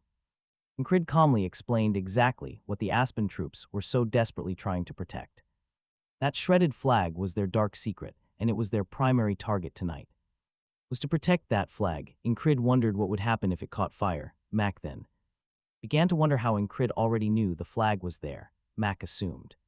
Their female commander had told him, since she was the one who marked them as enemies. He figured there was a deeper reason. Enkrid claimed the Aspen soldiers would be too distracted protecting their flag. Mac kept suspecting that Enkrid taking charge and sneaking into the enemy camp was actually for some secret mission, though that was still just a guess. A mere theory. Enkrid explained they would make their escape during the chaos. He planned to split everyone into two teams. The bait would draw attention. While the second team started the fires, Mac volunteered to play the bait. Enkrid found this highly suspicious. Mac had complained this entire time. But now he was suddenly cooperative. Still, Enkrid welcomed the help. Enkrid had dragged his squad into the Aspen camp plenty of times before. But never with a crew this massive. This was easily his best shot yet.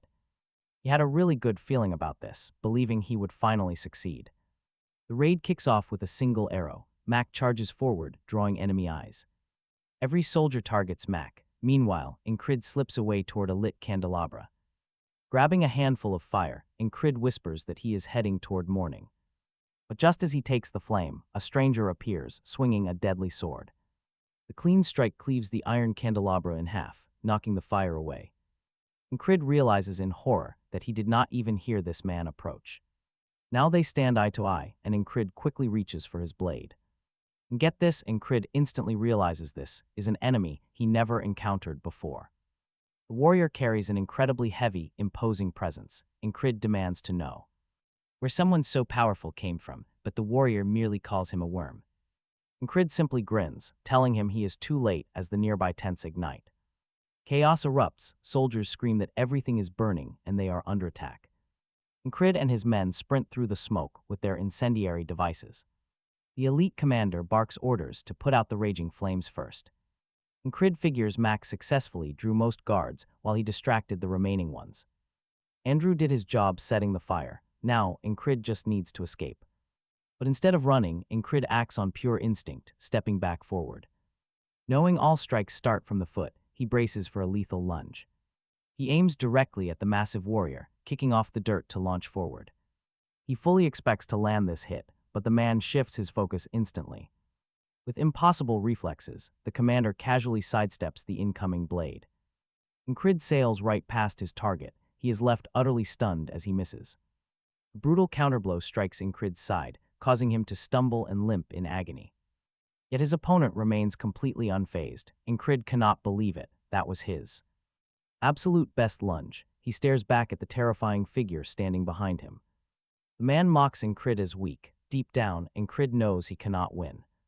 His current power is simply not enough. He barely managed to survive.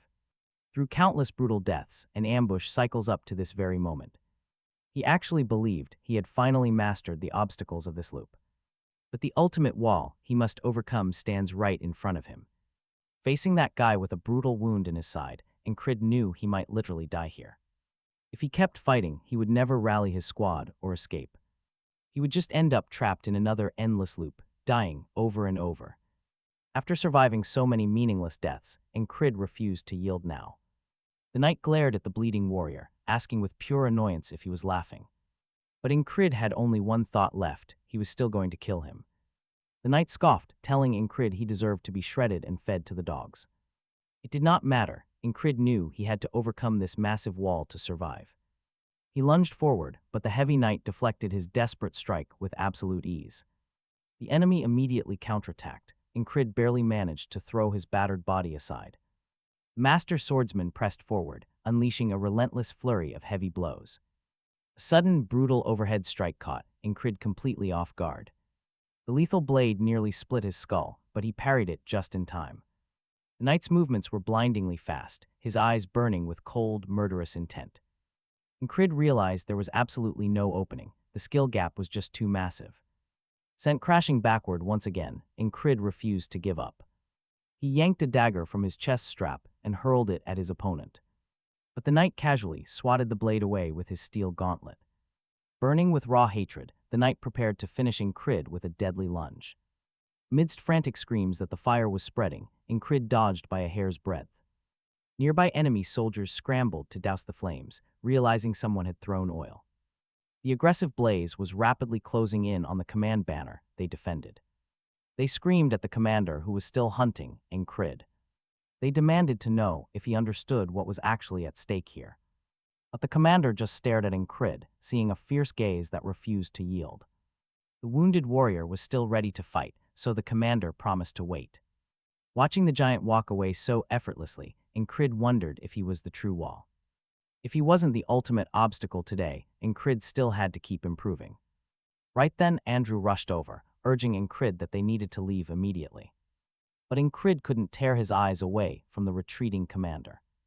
The knight turned his head, casting one final, heavy glance back at him. With a silent look, the commander sheathed his blade and ordered a full retreat. Having finished their mission, the survivors fled, but Enkrid's heart sank as they ran. Glancing around, he realized another ally was gone, leaving only 5 of them. Mac whispered, asking if they were really safe from a large-scale pursuit. Enkrid doubted it, but then he noticed Henry was falling dangerously behind. His arm was clearly shattered, and relentless soldiers were already shouting behind them. They yelled not to let them escape as Henry grew weaker, slowing them down. Without saying a word, Enkrid, Mac, and Andrew shared a look. They spun around, instantly turning the chase into a bloody slaughter. Enkrid ordered the others to keep moving as he scooped Henry up. He urged them forward, knowing the enemy couldn't follow them into the marshlands. Andrew warned that the dangerous terrain would make their own escape nearly impossible. But Henry wheezed, telling them he actually knew a safe, hidden hunter's path. Enkrid nodded immediately. He would trust him to guide them all. Sometime later, Henry says he can no longer hear the enemy pursuing them. They run as a wild fox watches them press on. Enkrid gasps thanks to Andrew and Max. They shook them. Without Henry guiding them through this path, they would still be trapped. He adds that it was a total team effort to survive this long. As dawn breaks in the sky, he realizes their nightmare night has officially ended. They sprint across a wide, open field and finally spot their camp. The soldiers there immediately ask what on earth happened to them. But they just collapse in exhaustion as Enkrid welcomes the new morning. Meanwhile, over at the enemy base, their camp flags are completely burned. The enemy commander demands answers about what just went down. Their mage sighs, admitting they have to rebuild everything from scratch. Nobody expected the legendary Grey Dog Squad to get beaten by strays. It makes no sense since those soldiers were the absolute elite. Yet a tiny squad attacked head-on, lit fires, and easily escaped them. He explains that the Grey Dog is a highly persistent mercenary group. They are named after a legendary beast from the Aspen region. Once they lock onto a target, they never, ever let go. Whether it is love or war, their obsession is absolutely terrifying. That is why people call them the persistent lovers of the battlefield. The leader asks the platoon commander if the fighter he faced was strong. Sneering, the commander claims he would have killed him without that fire. His leader notes that luck itself is actually a form of survival skill. But the platoon commander vows that luck won't save him next time. Meanwhile, Enkrid is frustrated that he couldn't break through that defensive wall. He knows they are bound to clash again on the battlefield very soon. Both warriors swear to destroy the other with their own 2 hands. And just like that, the persistent lovers have locked onto their next target. Back at camp, Rem is tossing his axe in the air, bored out of his mind. He wonders why their squad leader hasn't returned from the scouting mission. Catching his blade, he casually questions if the guy actually kicked the bucket. Sure, the rookie was getting better, but he's still green enough to die. It's rare for Rem to actually like someone, so it would be a shame. Thinking life will be incredibly dull without Enkrid, he sighs deeply. Just then, Ragna wakes up only to find Rem staring right at him. Rem's face screams that he has just found a brand new toy to break. Ragna asks what he's looking at, and Rem just flips him off. He instantly flips him off right back, using his bare foot. Finding this hilarious, Rem cheerfully tells Ragna he really wants to kill him. Ragna calls him a psycho and immediately draws his sharp blade. Meanwhile, the female commander is questioning a highly exhausted Enkrid. She asks if he accidentally infiltrated a base and burned it down. Enkrid shrugs, saying he just made split-second choices and got incredibly lucky. She stares into his eyes, processing his ridiculous streak of pure fortune. With a sigh, she tells him to go get some rest and recover. But nothing this massive, Enkrid quietly wondered who that guy actually was. Her thoughts remained an absolute mystery. Right then, Andrew approached him. Apologizing for his earlier behavior, Andrew admitted he survived only because of Enkrid. Will they meet again? Enkrid replied, only if their paths crossed once more.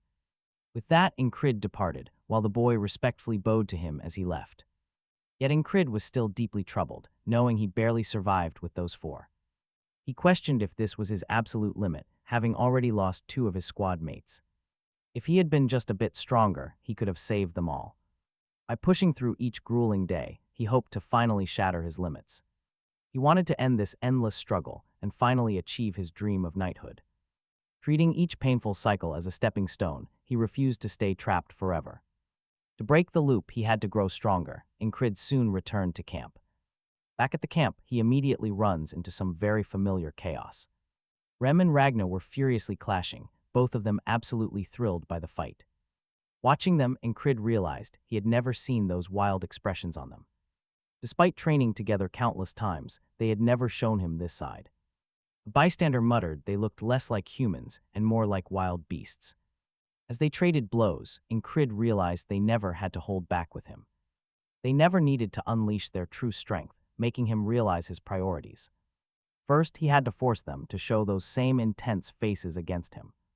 Mid-clash, Ragna glanced over and spotted their squad leader standing nearby. Rem immediately called out, asking why he was hiding like a cat. Ragna scoffed, wondering what everyone was staring at instead of actually fighting. He muttered they should leave. Then, Ragna noticed that Enkrid was injured. Brushing it off, Enkrid claimed it was just a minor scratch.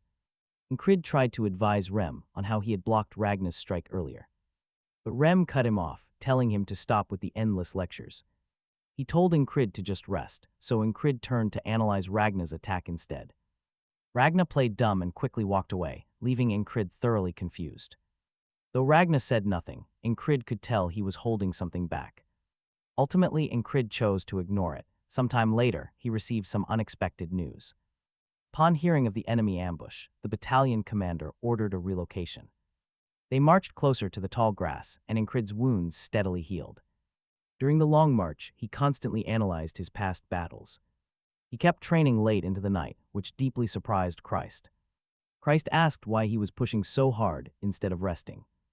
Enkrid simply shrugged it off, but Rem also voiced his concerns, warning him that training with unhealed wounds would only lead to an early grave. Ragna also noticed something off. The next morning, a soldier saw Enkrid training again. There he is, already hard at work, training in the freezing morning air. Watching him, the soldier recalled how easily he had mastered the sword. Becoming a knight seemed well within his reach, but it felt pointless. He had no real desire to be one, seeing no reason to waste his energy. With no true meaning to drive him, he had simply given up and stood still. But now, watching Enkrid train through the intense pain of his wounds, something shifted.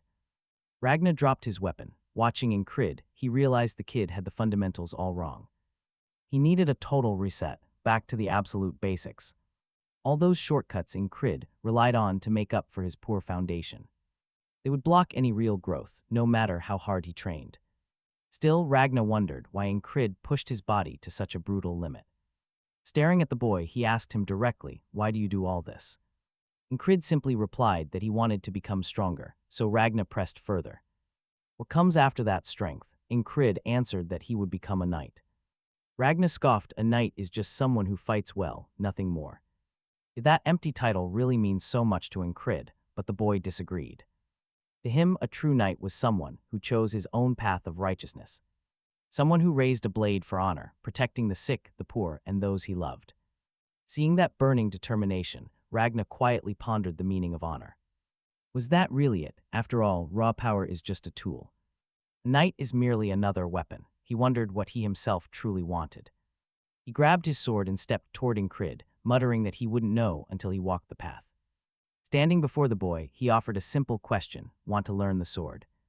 Hearing the sudden invitation, Enkrid instantly replied that he absolutely wanted to. Right away, Ragna regretted it, his usual laziness already starting to creep in. But that intense spark in the boy's eyes made him reconsider. Perhaps this training would actually turn out to be pretty interesting. Ragna began, "A barbarian once taught me about the beast's instinct. Call it the heart of the beast. You must forget everything except that and the thrust." Enkrid hesitated. "Do I even have to forget the style of Valon's mercenaries?" Ragna was deadly serious. "If you do not let go of the past, you fail. Even with new skills, you will just slip right back into those bad habits. At that point, you might as well quit, forget it all, or stay stuck forever." Enkrid cut him off mid-sentence, declaring he would start entirely from scratch. Ragna stared in genuine surprise. Was this kid actually serious? Enkrid did not hesitate. "Where do I start?" he asked.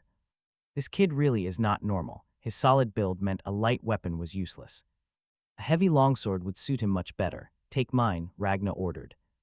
Enkrid asked if it was really all right to take it, but Ragna shrugged. It is just an ordinary blade. Now, place your right hand above your left. As Enkrid gripped the hilt, Ragna immediately frowned at his tight hold. Enkrid said he held it tight so he would not drop it. Ragna asked who taught him that, and Enkrid named the king and Ragna Shama. He told the boy to simply hold the stance, then drew his weapon. An abrupt mock strike came flying, forcing Enkrid to bring his sword up. The impact sent a violent tremor through his arms, leaving him in sudden pain. Ragna noted that was completely expected. If you stay stiff, you will shatter. You are acting like a rigid branch, waiting for a storm to snap you. Enkrid inwardly grumbled about how terrible his squad mates were at normal conversation. What did that comparison even mean? Was he just being way too tense? Holding the hilt too tightly made him rigid. He needed to find real flexibility. He had to keep his sword from breaking. His movements needed to be far more pliable. Enkrid loosened his grip on the hilt. Ragna lunged. Don't lose your balance, he barked. When Enkrid retreated, Ragna scoffed. He demanded to know where his feet were pointing, yelling that he was rigid again. Are you fighting or dancing? Ragna mocked as Enkrid crashed hard. Defeated, Enkrid lay there, realizing just how terrible he truly was. He hadn't even mastered the absolute basics of the sword yet. This was not something easily taught. Still, an exhausted Enkrid stood. He gripped his weapon tight and locked eyes with Ragna, silently demanding another round. Ragna charged, promising to go easy. Just then, Rem arrived. Rem asked where they had been, joking about a cozy picnic. He scoffed, asking Enkrid if that useless blockhead was giving him trouble. Rem offered to handle it, prompting Ragna to threaten to tear his hands off. But Rem quickly stopped, asking if something had happened. Why was Ragna dressed like that? They had been summoned. Enemy forces were gathering. Soon, their aerial ferry reached a high point. From above, they watched the massive army assemble. Rem silently wondered if teaching Enkrid swordsmanship was a huge mistake. The rookie was too green. He could not fight well enough. He would likely die today. Rem raised his blade with heavy thoughts. He would need a babysitter. Meanwhile, Enkrid focused on learning. He wanted to master the style, but why was everyone still? The formation looked completely wrong. Across the field, a tattered flag rose. Soldiers murmured about the strange setup. Something was definitely off. On the enemy side, their mage raised a hand, calling them to witness the end. Suddenly, a thick mist rolled in. The fairy immediately sensed magic. The unnatural fog rushed toward Enkrid's army, appearing out of nowhere. Imagine the sheer panic of being completely blinded, unable to see your own allies. Amidst the confusion, Enkrid strained his ears, listening for any sound. Unusual sounds echoed through the blinding white. Something was coming. Sensing danger, Enkrid screamed a warning about light flashes above. But it was too late. Several men instantly dropped dead. The fairy quickly summoned her wind, warning that this fog was unnatural. There was no way to predict this. Take cover now, she ordered. They raised their shields, realizing they were trapped. The enemy mage laughed. He bragged about how incredibly complex this spell had been to cast. It required sacrificed beasts, pure lake water, and endless rain magic. Once active, the mist completely blinded everyone outside the spell's core. The only safe zone left was directly beneath the enemies casting flags. He declared the battle won, boasting of his mist of annihilation. Missy approached from behind, noting how incredibly pleased the mage looked. The mage agreed, admitting it barely worked with their flag nearly destroyed. Without that minor issue, this victory would have been effortless. Missy remained highly annoyed, muttering that Guy was probably on the opposing side. Suddenly, amidst blinding flashes, a voice screamed at Enkrid to duck. Enkrid noticed Ragnar right behind him, with Juru standing nearby alongside a manifesting spell. That strange mist was actually a magic spell, and Ragnar immediately began to swear. Enkrid heard Rem's voice right ahead, but he couldn't actually spot him anywhere. He couldn't recognize him by sight. Fighting like this was a death sentence. An enemy weapon nearly took him head-on, making his breath heavy as panic set in. His muscles locked. He couldn't apply a single lesson Ragnar taught him. Honestly, he never expected to get this right, on his very first try anyway. Ragnar had already warned him that he'd default to his old, bad habits. It was clearly better for Enkrid to avoid combat until his training was fully complete. But the hard truth was that he would die unless he kept fighting out there. Chaos surrounded him. Enkrid calmly accepted the reality of his own death. He began to step forward, even as Ragnar rushed over telling him to stay back. But Enkrid just replied that he found a way, a secret shortcut to success. If this life failed, he'd just try the next, so he charged straight ahead. The enemy screamed, asking if he was insane, before instantly taking him down. A spear pierced his throat right in front of everyone, making his killer celebrate. Yet Enkrid only smiled, knowing this death meant returning to his lessons with Ragnar. The enemy soldier stood frozen in complete shock at this suicidal charge. With a gasp, Enkrid reset, waking up right back in training, working hard. To be completely honest, Ragnar was an absolutely terrible instructor. Because Ragnar was a natural genius, everything came too easily for him to explain.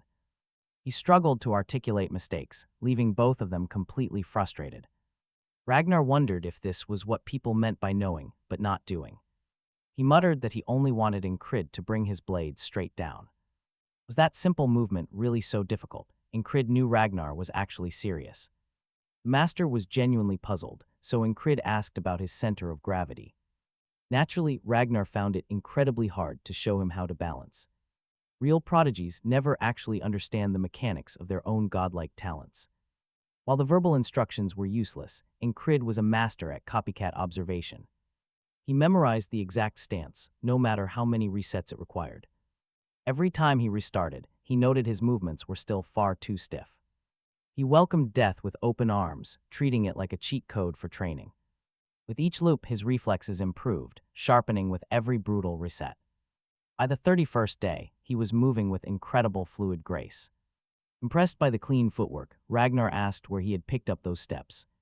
He announced that Enkrid was finally ready to learn the actual fundamentals. The 3 basic sword techniques are simple: cutting, thrusting, and slashing. He instructed Enkrid to use the tip for defense, or the sides for higher quality swords. Ragnar leveled his own blade directly at Enkrid to show him the main line.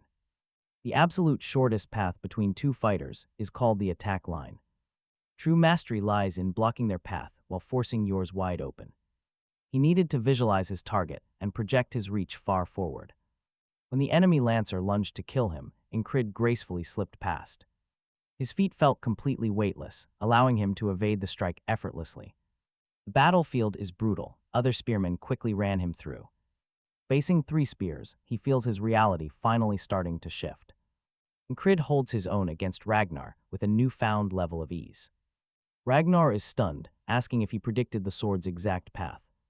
Enkrid keeps pushing forward, dying, returning, and growing stronger each time.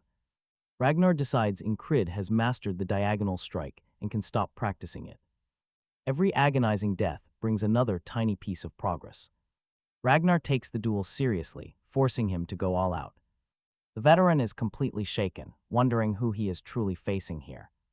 In the misty battlefield, Enkrid assumed his talent had reached its absolute limit. But Ragnar barks out a sudden order, yelling at him to hold. Enkrid ignores the command, pressing forward and declaring he has surpassed his past. Dodging the incoming spears feels easier now, but his main ambition remains unchanged. His dream is to be a knight, but marching forward, he gets slaughtered again. Instead of crying out, Enkrid smiles, and honestly, his reaction here is pretty terrifying. A twisted, almost crazy grin spreads across his face as he dies yet again. It is so much fun he might go mad. Ragnar approaches, offering more training. Enkrid has only one thought: if dying makes him stronger, he will keep dying. As they resume their brutal training, the veteran master begins to notice something unusual. There is no way a regular squad member should be this incredibly good. Ragnar demands to know if he has been purposely hiding his true potential. Enkrid quietly replies that it is not quite what it looks like. Ragnar admits Enkrid has a solid foundation, he just desperately lacks real experience. Back in battle, he has repeated this loop over 200 times today. Braving a deadly rain of arrows, he charges straight into the enemy lines. Determined, he wants to test how far these newly acquired sword techniques can carry him. Enkrid carves a bloody path through the vanguard, severing heads with absolute precision. Predicting exactly where the soldiers will emerge from the mist, he cuts them down effortlessly.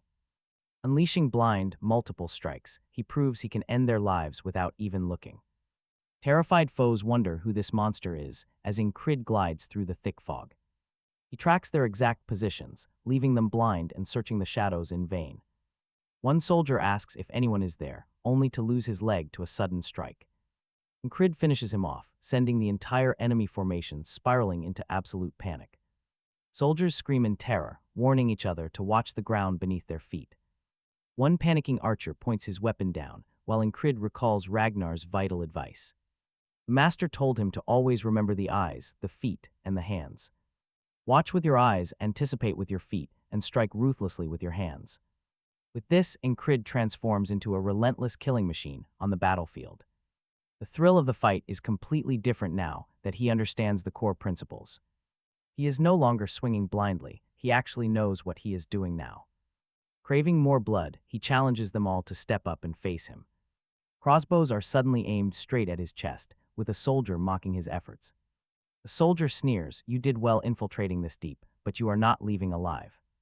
Enkrid just stares back calmly, stating he prefers to settle things with cold steel.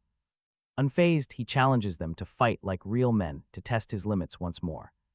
Unsurprisingly, the enemy soldiers refuse the bait, immediately pulling their triggers. Completely piercing Enkrid, up in the astral plane, Karen mocked that he walked straight into his own grave, completely losing his mind, but Enkrid woke up again. Questioning what just happened, that strange entity practically spawned just to offend him.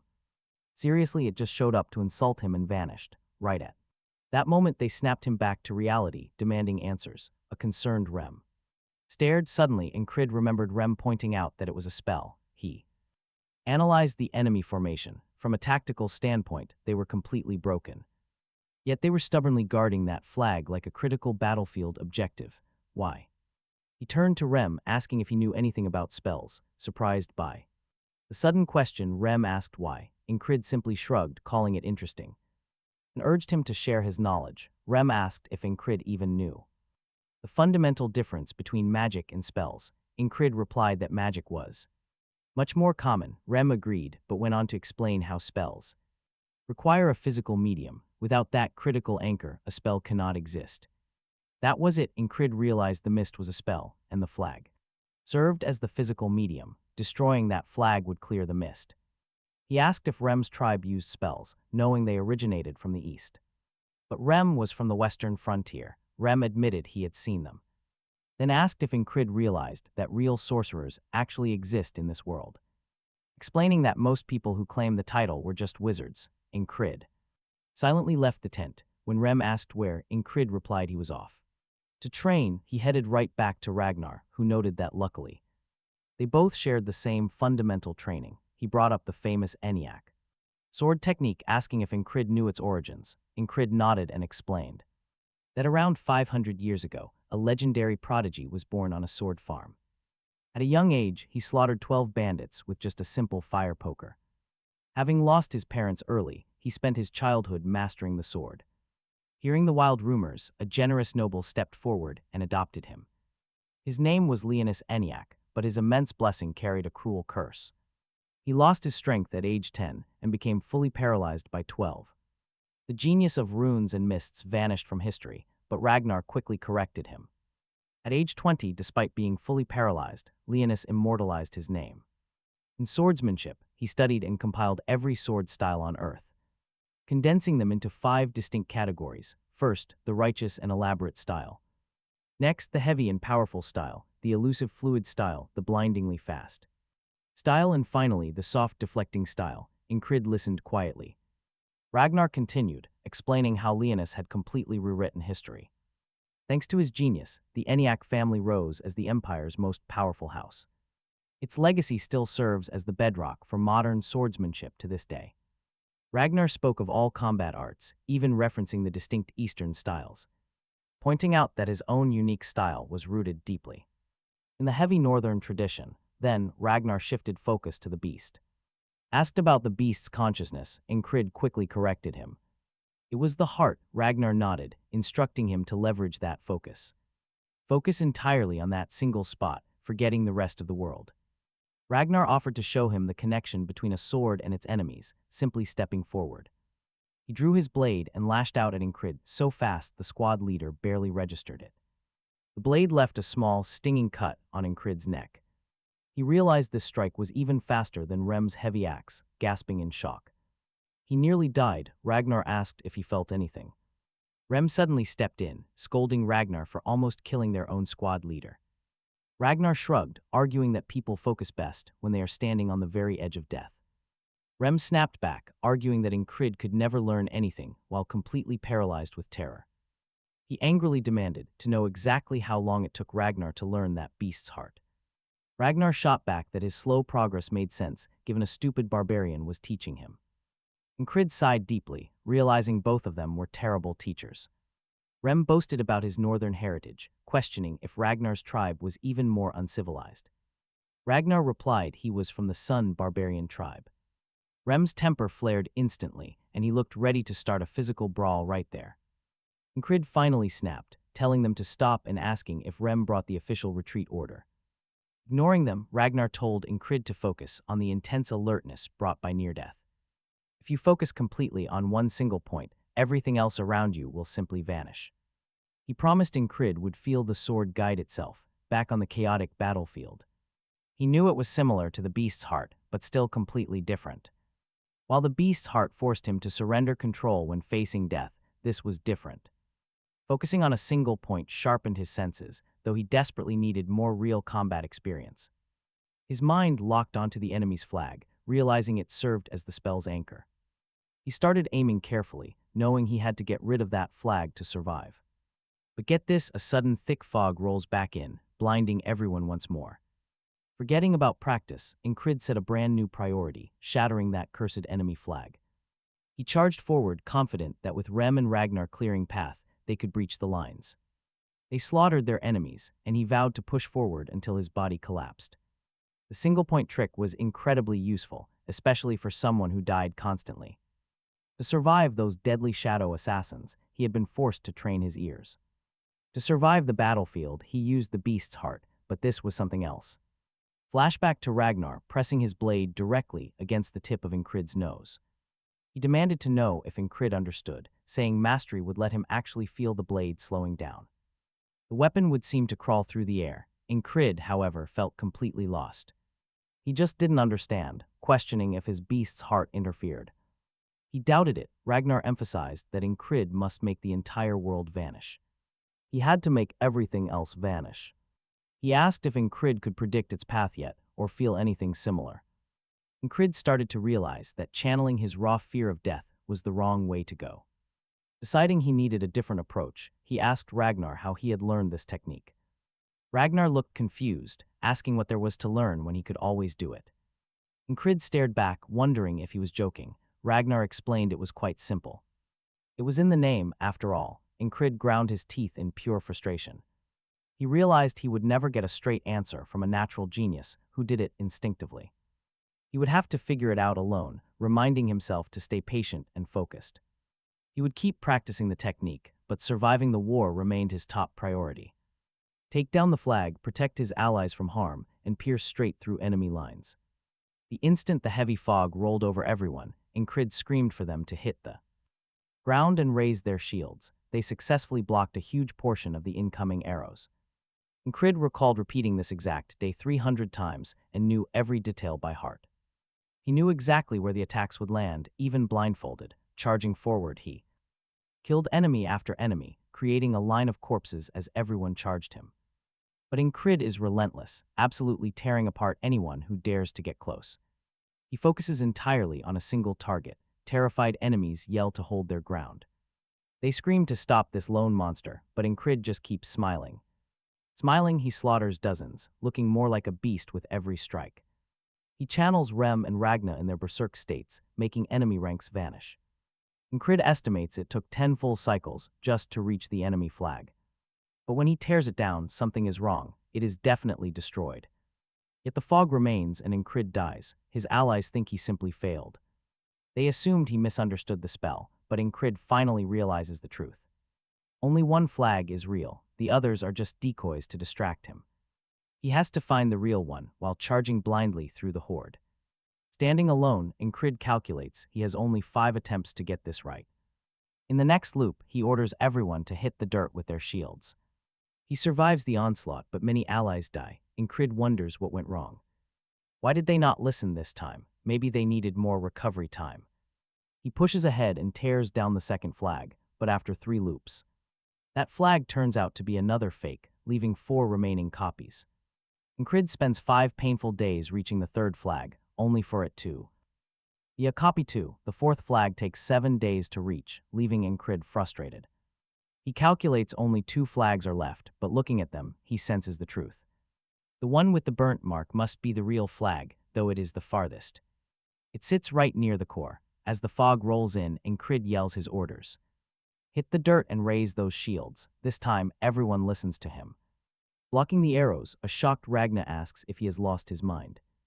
Enkrid knows the flag is still too far. He cannot afford to tire out yet. Dragging Rem along, he plans to use him as a distraction to bypass the enemy. With Rem drawing their attention, Enkrid can finally slip past the defensive line. Rem grabs a soldier, demanding to know who cast the illusion spell. When this one refuses to speak, Rem hopes the next soldier will. Enkrid presses on. A whole year has basically passed for him, endlessly repeating this single day. Reaching the final flag, he expects the end, but as he swings his sword, his blade is stopped by Myth, who shoves Enkrid's hand away, saying this feels like a dream and that God has finally answered his prayers. Enkrid coldly replies that he has no idea who Myth is, leaving Myth shocked. Myth cannot believe Enkrid forgot him in just a few days, but Enkrid is clueless. Myth promises Enkrid will remember once he cuts him down, then lunges forward. Enkrid swiftly dodges the blow and fires back with a rapid counterattack. A stunned Myth questions if this is even the same fighter he met before. Myth wonders how he became so much better, asking if he expects instant mastery. Enkrid lunges at him again. Myth thinks the warrior is just sticking to basic righteous sword techniques. But then he realizes Enkrid is actually blending basic moves with a fluid sword style. Myth deflects the chaotic strike and throws Enkrid back again. Yet Enkrid keeps coming back. Myth knows he must focus completely on what is ahead. He cannot get distracted, not even for a split second. He has to put every ounce of his focus on this single opponent. Enkrid realizes he must forget the flags, the war, and even the techniques. Focus only on the blade. Everything else around him must completely disappear. He actually manages to deflect Myth's head-on strike, but his mind freezes in shock. In an instant, Myth pierces him. He dies once more. Before dying, Enkrid says he remembers seeing Myth protecting the master on the battlefield. Myth introduces himself as commander of the Grey Dog Platoon of Aspen. He proudly replies, "I am King Nalia's squad commander, Enkrid." A soldier asks if Enkrid is an enemy. Myth confirms he is. He tells his men that Enkrid was the hidden expert, though they doubt it. Myth stares at Enkrid, asking why on earth he is smiling like that. Enkrid realizes Ragnar was not the key to his concentration. He did not need fear of death. He needed a true rival to push him. He wanted someone who would risk everything in a real fight. Myth is baffled. Thinking he is just a madman, Myth pulls his blade from Enkrid's chest. Enkrid wakes up back with Ragnar, who is still lecturing him about focus. Ragnar explains how focusing on a single point is like the tension before death. Enkrid finally understands, but Ragnar wonders why he seems completely distracted. He asks if Enkrid is giving up, just as Rem calls out to them. Enkrid just calls Ragnar over. Ragnar notices the young man seems strangely excited. He thinks Enkrid is a total weirdo and considers giving him a harder warm-up. But just like that, they are thrown right back into that deadly mist. Enkrid immediately orders the squad to hit the ground and raise their shields. They brace for the incoming barrage, while Rem tries to get his attention. But Enkrid just yells for him to follow. Rem demands to know what he is doing. Ragnar tells Rem he is going anyway, leaving Rem asking if they have lost their minds. He asks if they took an arrow to the brain. Enkrid tells him to look ahead. Enkrid charges. He starts killing every enemy in his path. He promises to clear the path and find Myth once more, and he does exactly that. Reaching the enemy commander, Enkrid happily greets him and challenges him to a duel. Myth asks if he came for him. Enkrid calls it love at first sight. Myth laughs, calling his Grey Dog squad persistent lovers who never back down. He admits this is the first time someone has actually hunted him down like this. Enkrid gets annoyed, but Myth just smiles and instantly charges forward to attack. Enkrid quickly realizes entering that perfect state of focus is incredibly difficult. He cannot feel only his blade this time, and he dies once more. Myth mocks him, saying he went down way too easily for someone so confident. Enkrid admits his approach was completely wrong. He cannot force the concentration. He must let the battle consume him entirely to truly find that feeling. On his 80th attempt, Enkrid clashes with Myth once more, ready for a new chance. By day 28, Enkrid finally learned to enter deep focus. On day 48, he returns to Ragna, who starts rambling and mocking. Ragna keeps provoking, swinging his sword straight at the side of Enkrid's neck. He easily deflects the blow, which completely surprises Ragna. Ragna wonders how he deflected that strike with just a single focus point. Enkrid knows it is pure concentration, requiring absolute control over his body. His physical strength and technique have reached a completely different level now. He can no longer be compared to the weak man he was before. Ragna demands to know where he is going, and Enkrid says he has to leave.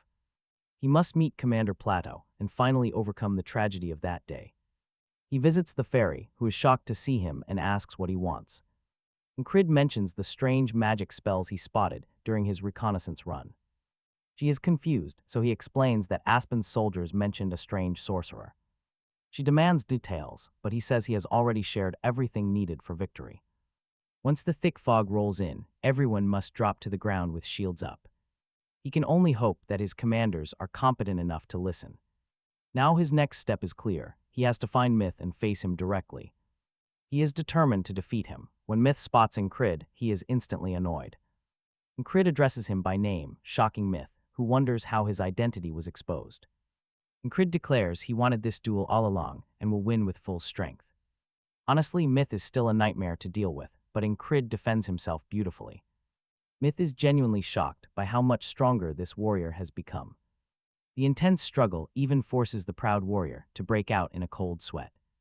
Clashing blades, Myth demands to know if he was hiding his true abilities. Enkrid casually says yes, prompting Myth to ask for his name, which he shares. They lock blades again, as Myth promises to always remember his name. Enkrid snaps back that if he ever forgets, he will gladly remind him himself. Instantly, Enkrid enters his hyperfocus state, turning the entire world gray. He notices Myth's balance shifting, right as he preps a diagonal strike. Enkrid effortlessly dodges the blow, realizing his endless training is paying off. The countless repetitions have finally granted him true combat insight. Now every single movement Myth makes is perfectly clear to him. When Myth lunges, Enkrid slices his neck, but takes a matching hit in return. Shocked by the bleeding wound, a deep sense of panic begins to wash over Myth. He grows desperate, wondering how a simple soldier is suddenly matching his skill. He expected an easy victory, yet he is struggling to stay alive. His pride refuses to accept this, knowing his perfect sword style should be unstoppable. He needs a decisive blow, preparing to unleash his ultimate technique. This hidden move is a sweeping, low-to-high strike meant for absolute victory. It is the spinning cut, a devastating arc of death, but Enkrid is ready. He can clearly track the very strike that killed him so many times before. In the past, he never saw it coming, but now everything is in slow motion. Grinning coldly, Enkrid deflects the incoming blow and sends Myth's sword flying. Myth cannot believe Enkrid not only saw the attack, but completely stopped it. This legendary technique belonged to the Rurans, one of the 3 ruling houses of Aspen.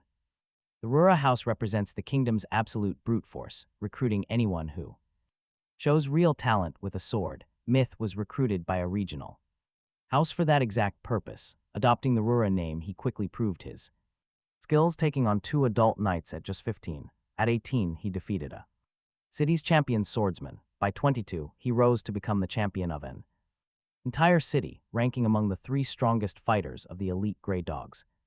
All through pure skill, few could ever match his talents. He constantly wondered why others trained until their legs collapsed, swinging their swords until their hands bled. Especially when winning took only a few strikes, he was complacent. He felt completely secure, untouchable, but that was his fatal mistake. At that moment, Enkrid struck back. He didn't just deflect the blow. He launched a brutal counter, hitting Myth square in the chest. Pain exploded. Myth coughed up dark blood, while Enkrid merely smiled at the outcome. Myth muttered in disbelief. He had clearly underestimated this crazy fighter's power. He claimed Enkrid lacked his strength and technique, but Enkrid just smiled. Enkrid simply replied, "You are right, but I still won." Myth was enraged. If only he had tried harder instead of being so complacent, the outcome would be different. Enkrid, however, casually mentioned it was fun. Suddenly, another fighter stepped in to protect Myth, knocking Enkrid back with a massive sword slash. They asked Myth if he was all right. Laura ordered them to take Myth to safety, then turned his glare to Enkrid. He never imagined a single rat would cause such a mess. He would not die a peaceful death, but Enkrid knew. He was completely surrounded by enemies. He had to destroy the flag to secure his escape. This was just another wall he had to break through today. Arrows and spells flew from every direction, but Enkrid kept charging forward. He knew he could not dodge everything. He would take the hits and keep moving. Laura roared that Enkrid would not dare proceed, hurling his heavy sword directly at him. With just that one clash, Enkrid felt his blade starting to shatter. Laura's technique was absurdly heavy. The shockwave threw Enkrid backward instantly. To win this, Enkrid would have to die 1,000 times, but not today. His actual mission was different. He just had to destroy that flag. Enkrid hurled a sharp dagger at the fabric, knowing the spell would break. With even a tiny scratch, so close, but Enkrid knew that aiming blindly at the cloth would just let his dagger pass right through.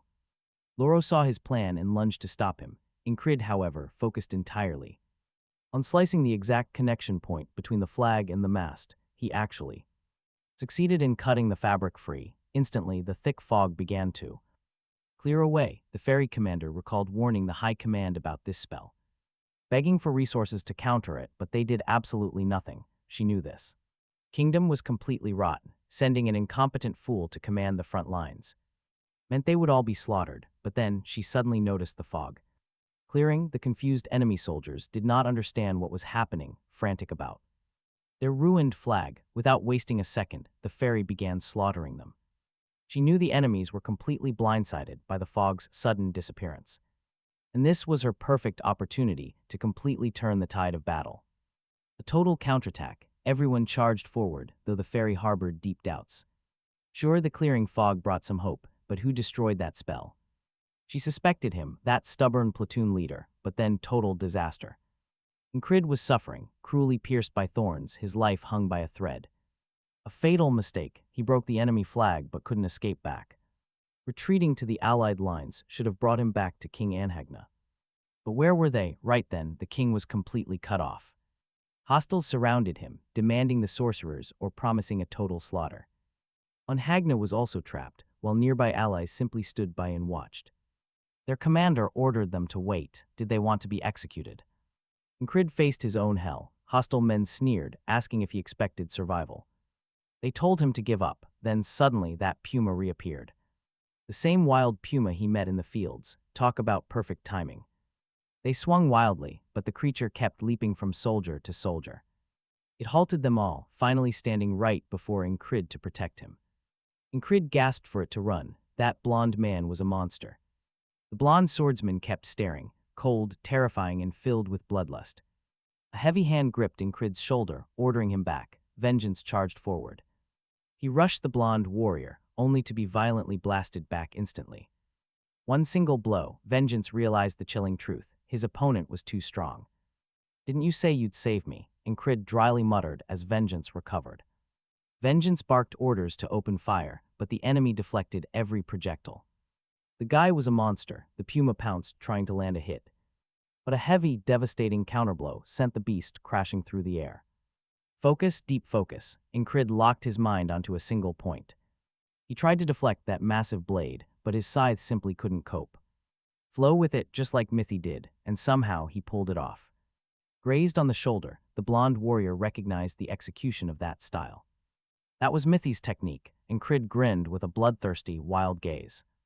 It worked, it actually worked. Vengeance immediately lunged forward to assist him. But the warrior slipped away, just as a crowd of soldiers gathered. Sensing the situation was getting too chaotic, the blonde leader decided to withdraw. He retreated, calling out that he would not forget Enkrid's name. Enkrid scoffed, telling him to get lost as the enemy forces withdrew. Vengeance rushed to Enkrid's side, staring in horror at his badly wounded shoulder. There was no bandage, so they needed to pull back to camp immediately. Enkrid insisted they bring the wounded puma, but Vengeance told him to quiet down. He carefully picked up the beast, while Enkrid rasped orders to the third platoon.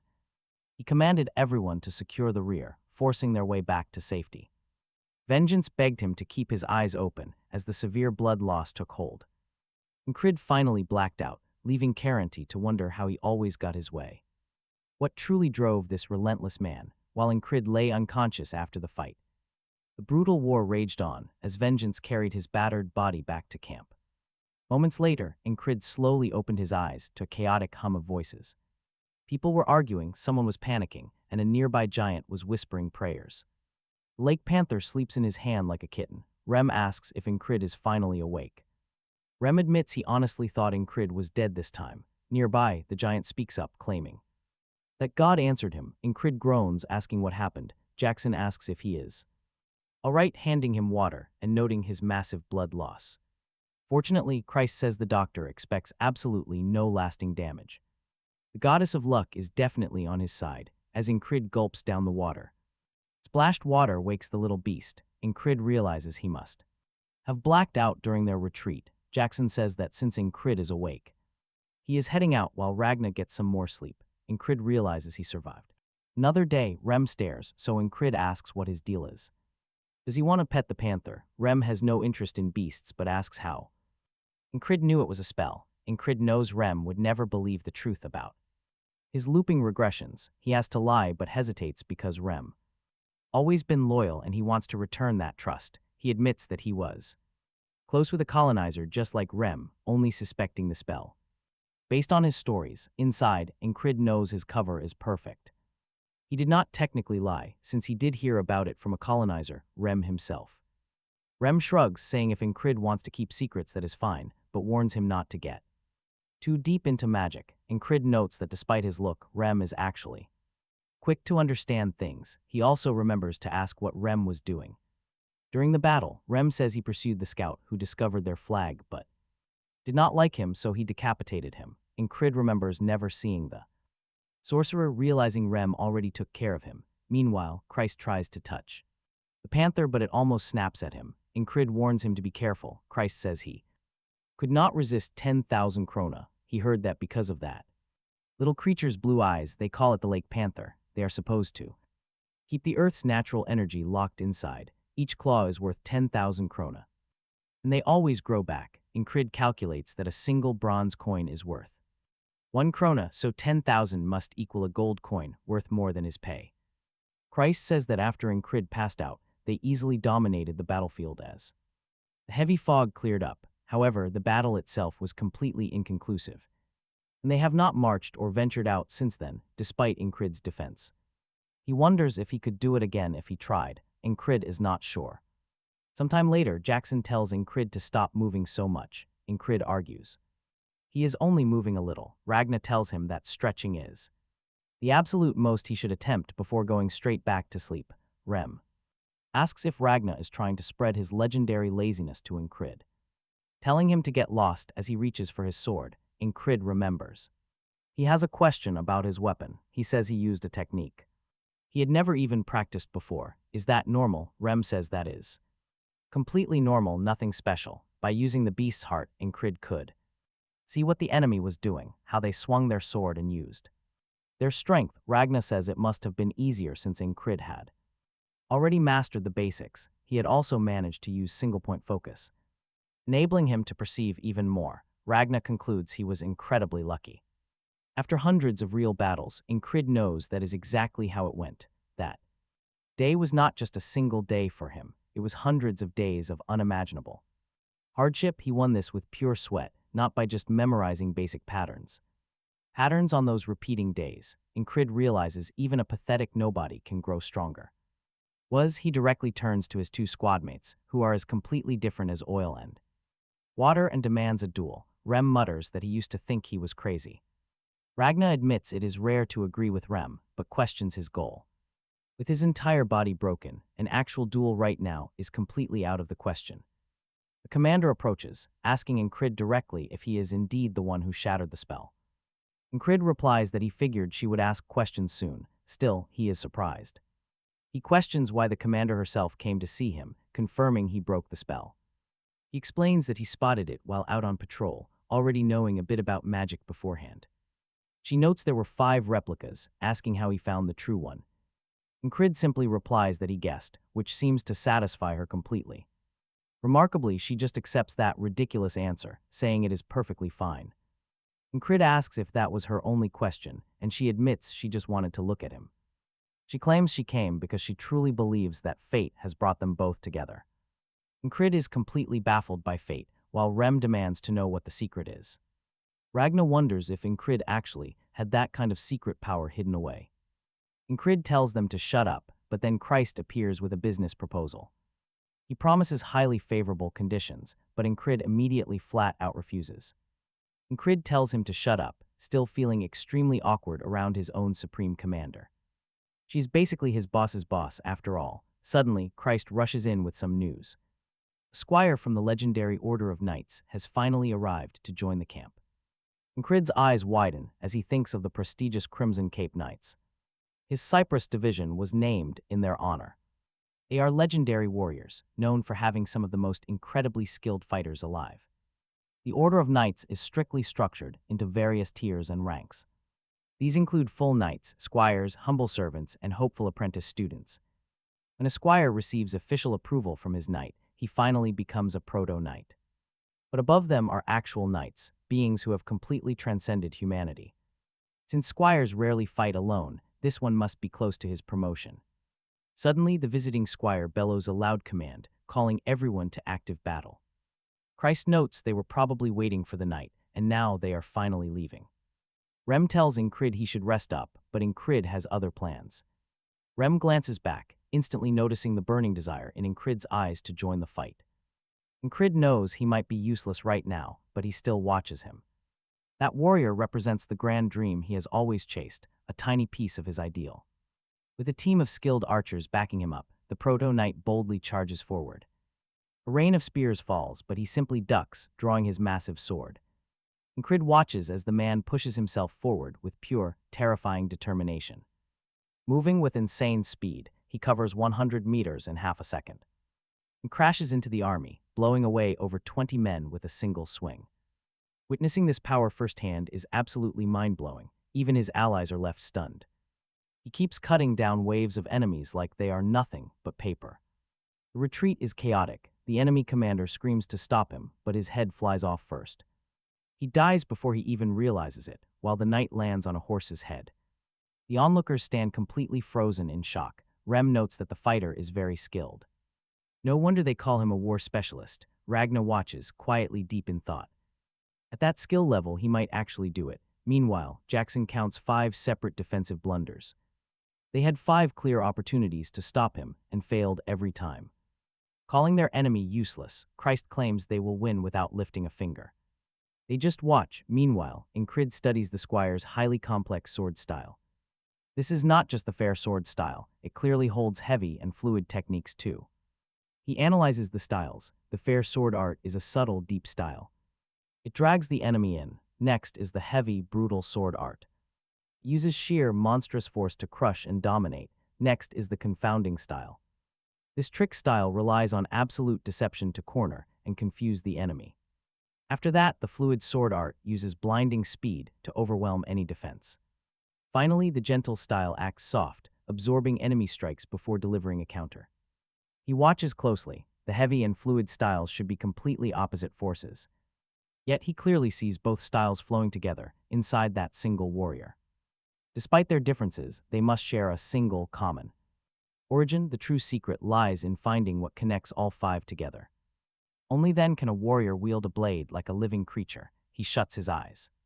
Rem and Ragna watch Enkrid concentrate, smiling as they notice his sudden shift. They warn the others to back off. The captain is breaking his limits. But Enkrid knows that understanding changes nothing by itself. Real power requires execution. He stands before that massive mental wall once more. This wall is not a dead end, but a marker showing how high he must climb. He grits his teeth. He will reach the absolute peak, no matter what. While the battle rages around him, he sits completely still, meditating until they win. Victory is declared, but everyone knows the upcoming seasons will be incredibly brutal. Winter is coming, and politics in the Aspen Principality are about to freeze over. Three great families rule Aspen. Atop the high throne, the sovereign speaks. He growls that the enemy broke their pact by bringing actual knights to battle. His closest advisors, Rural the Mighty and Atkins the Administrator, stand beside him. They review the situation, explaining how the Frog General was used as bait. The Frog Tribe demanded a swift response, leaving the leaders with zero options. The sovereign sighs, noting that the Frog General acted entirely alone. Those creatures always act on their own, finding some cheap excuse to fight. If it was not this incident, they would have manufactured another conflict anyway. Some murmur that everything would be fine if their magic had actually worked. The sovereign snarls, swearing that those gray dogs will pay with their lives. Warnings echo, but the war is finally over as Aspen's forces finally march home. Enkrid and his weary squad head back toward the remote border guard fortress now. Located near Aspen, this fortress city has one soldier for every 5 citizens. The high commanders step forward to praise the battle-worn heroes of Neurelia. They secured a major victory, and now the common soldiers will receive rewards. Among those recognized for loyalty, the commander calls Enkrid out from the crowd. Next up, the 4th Squadron gets rewarded for shattering the Aspen spell. Shockwaves ripple through the crowd as the squadron leader is called forward. A weakling like him, absolutely impossible. Some claim he's stealing his men's credit or just flattery-kissing the commander. Maybe the captain is just good at something else, another soldier sneers. Shut up, another barks, while Angel warns them that Enkrid isn't to be trifled with. Henry silently watches, sensing far deeper strength. Handed a heavy pouch of reward money, Enkrid is immediately cornered by Christ and the boys. They eagerly push for drinks or wild nights, shouting out their favorite spots. But Enkrid just shrugs them off, asking for the finest blacksmith in town instead. The guys are stunned he'd blow a small fortune on a single sword. Christ argues that standard blades are fine, and the battlefield is practically littered with free steel. There's enough salvage out there to arm the whole squadron forever, he points out. But Enkrid calmly explains that a real knight needs a blade that matches his ambition. Still, Christ doesn't get the extravagance until Enkrid drops a massive bombshell. He's taking the promotion exam. His days as a low-level grunt are officially over. Christ is genuinely baffled, since he always thought the captain had zero interest in climbing the ranks. But Enkrid simply responds that a man can't stay stuck in the mud forever. Respecting the drive, Christ promises to arrange everything. See, Neurelia runs a strict multi-tier hierarchy to keep the troops motivated. From the absolute lowest grunts, it climbs up to the prestigious supreme tiers. Surpassing these limits grants special, elite treatment. To rank up, Enkrid must step into the arena and defeat 3 established soldiers of that tier. For the men watching, this is prime sport. And you just know the barracks are going wild with bets. He mockingly asks if anyone is brave enough to back their captain, Enkrid. A soldier approaches, warning that Liz from the bottom tier is aiming directly for medium. He warns that Liz is letting a recent squad award get to his head. Enkrid turns, realizing this overconfident challenger is going to be his very first opponent. He knows Liz is genuinely dangerous, even for a medium tier, boasting elite mercenary training. Over at the betting table, Christ and the boys suddenly gasp in sheer shock. Someone actually put their money on the squadron leader, leaving everyone totally baffled. They demand to know who the idiot was, but Christ just chuckles at the mystery. Before today, Enkrid only grew stronger through desperate, bloody struggles for survival. But this arena is safe. There's no actual risk of losing his life here. Still, he's got only one shot and absolutely cannot afford to slip up now. In the past, he wouldn't even be worthy of standing before these elite fighters. But hesitation means defeat, so he resolves to fight as if his soul depends on it. Liz charges forward with a cocky roar, calling Enkrid an absolute fool as he strikes. Enkrid prepares the perfect defensive counter he picked up in his last real battle. Executing this maneuver perfectly is his only ticket to forcing a devastating opening. He lunges forward, disarming Liz in a single, blinding flash of cold steel. Violent impact sends the blade flying and utterly shatters the bones in Liz's hand. Enkrid pauses, momentarily stunned by how easily his opponent crumbled. Liz screams over his shattered fingers, and a stunned Enkrid strikes. Smashing his opponent's chin with his sword's pommel, Liz fell limp to the ground, Enkrid not. Understanding why, wondered why Liz was so weak. Everyone then noticed that the new squad leader had won. Even Christ himself could not process what happened. One of The men complained to him, "You bet on him because you knew how strong he really was." Christ swore he did not, questioning if the guy was truly that good. He just did not want the bets on Enkrid to be completely empty. The soldier, however, insisted that Christ should have more faith in his leader. Meanwhile, Enkrid questioned if his opponent had let his guard down. Even if he did all duels end so quickly? A mid-ranked soldier shouldn't be this weak. Enkrid decided to just stand and observe what would happen next. Another challenger stepped up, warning Enkrid not to get cocky. He claimed Enkrid got lucky and declared himself the next opponent. The man wielded a heavy spear. Enkrid realized he belonged to the heavy infantry, the strongest in the entire battalion. The opponent tried to distract him by shaking his spear tip, aiming to catch him off guard with a direct thrust. However, Enkrid simply tore off the spear tip with unbelievable ease. He was still deeply confused, wondering if the attack had actually come from that angle. Was it some trick? He thought the man must have another move planned, but judging by his opponent's face, that basic thrust was literally all he had. Was this serious? Is it Enkrid's turn to strike? With one single blow, he absolutely leveled another mid-tier combatant. The crowd was stunned. This was no fluke. He had won twice. The lowest-ranking private had just taken down 2 mid-tier fighters. Christ began to yell, asking if anyone else wanted to duel him. Dozens crowded together, thinking it would be shameful to lose to Enkrid. The annoying squad leader called them all fools, mocking how quickly they got terrified after mocking him. His friend Alado asked if he wasn't the one who treated him with the absolute most contempt. The leader snapped at him to shut up, claiming he had no clue what he was talking about. Meanwhile, the noble, watching from the side, recalled his past loss. Having trained hard every single day with Mac, he wanted to step up and demand a rematch with Enkrid.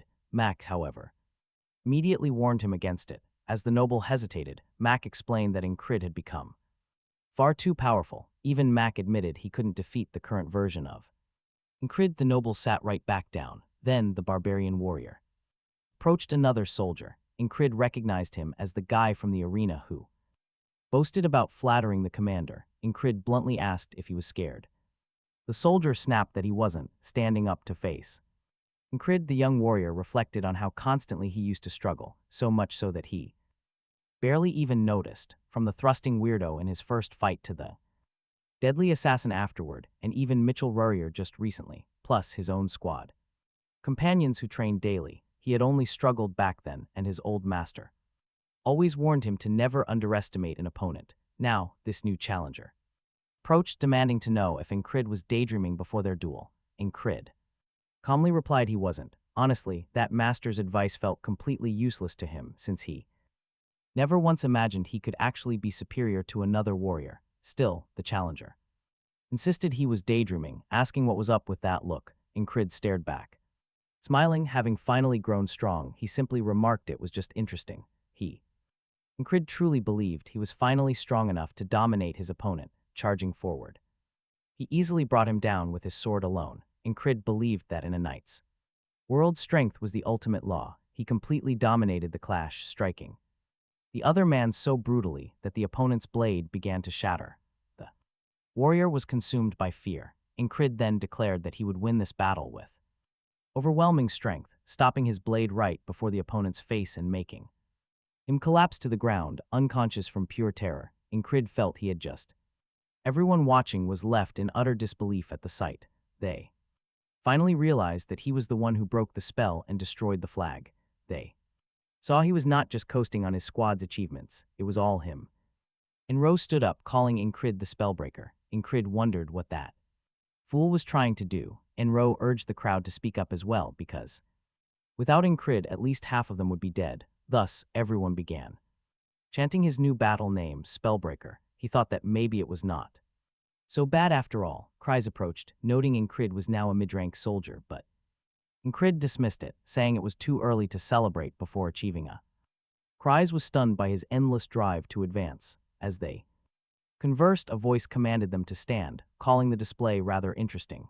He approached Enkrid. They immediately noticed his eagle badge, showing he was part of the elite border guard, soldiers who served the crown directly. It was a unit of high-ranking warriors, making them wonder why the border butcher was here.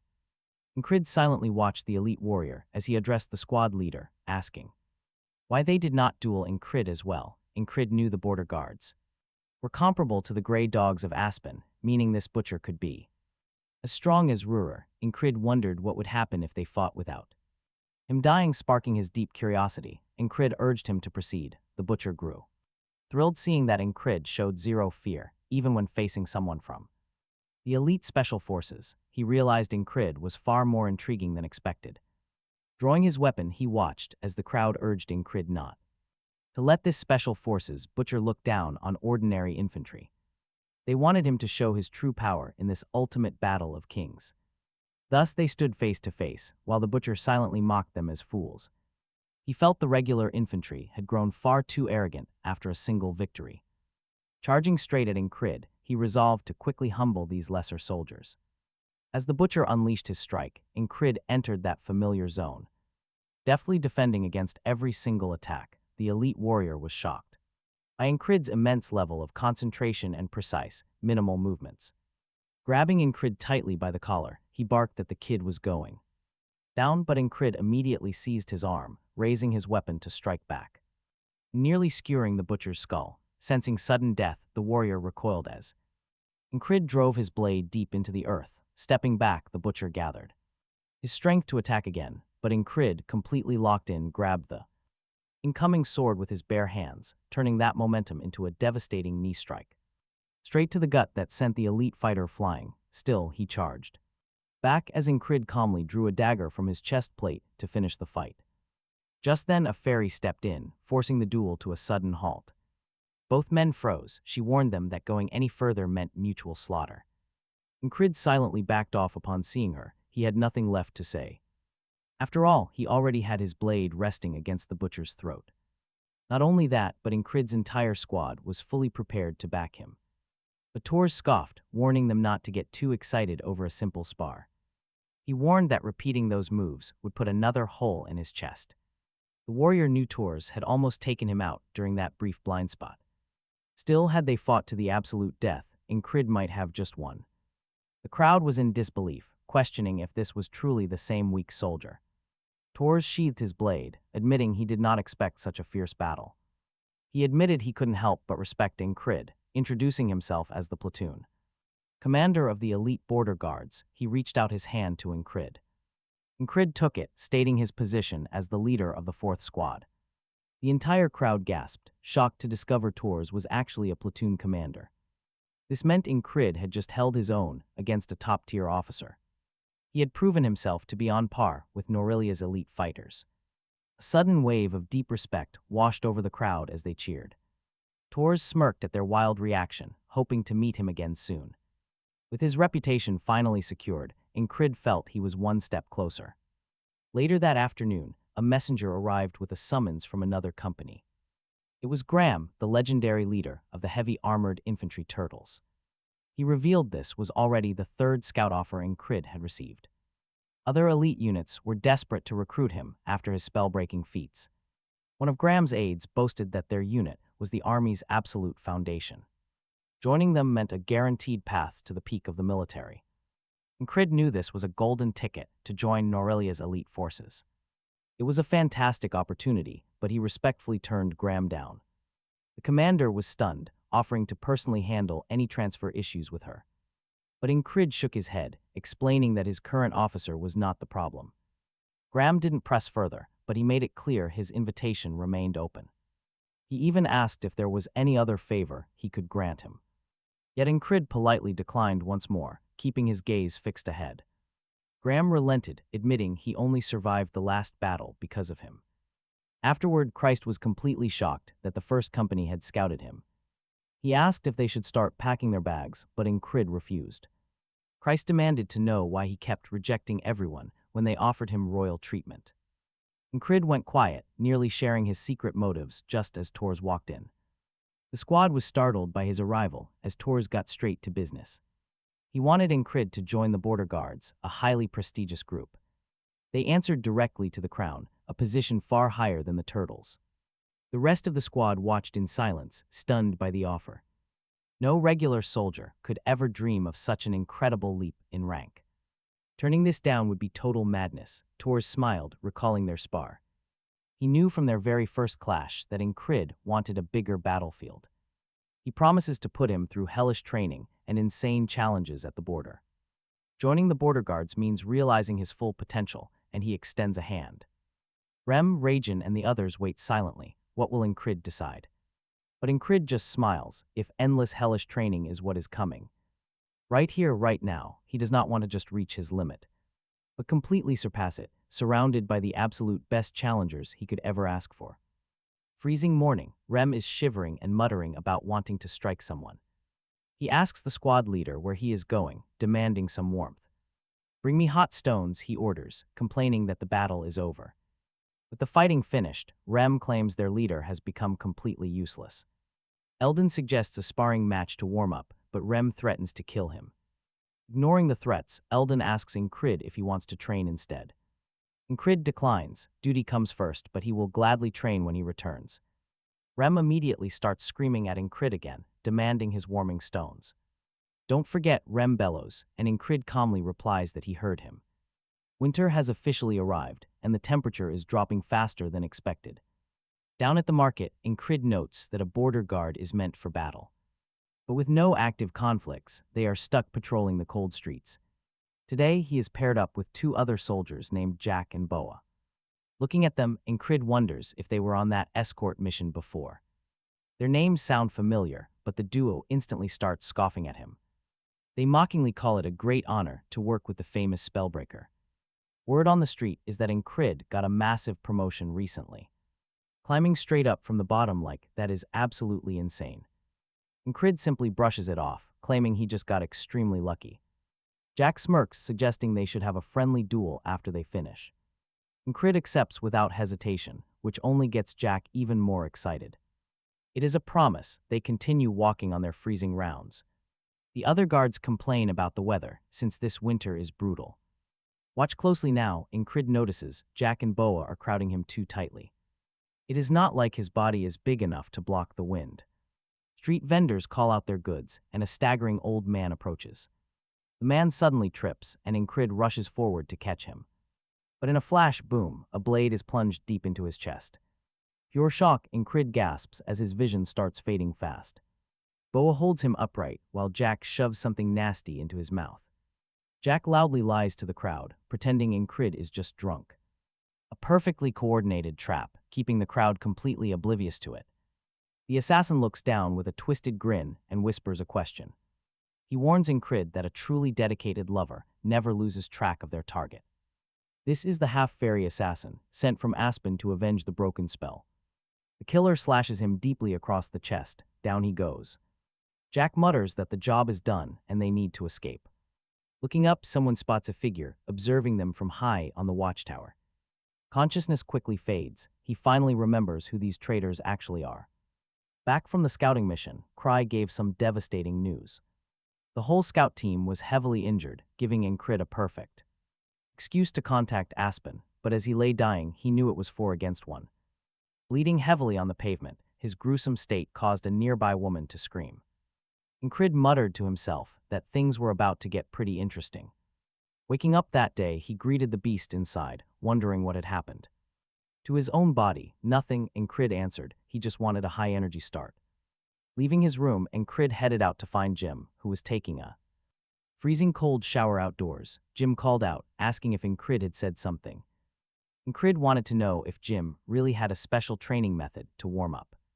Jim explained it was an intense full-body routine, crucial for keeping strong in winter.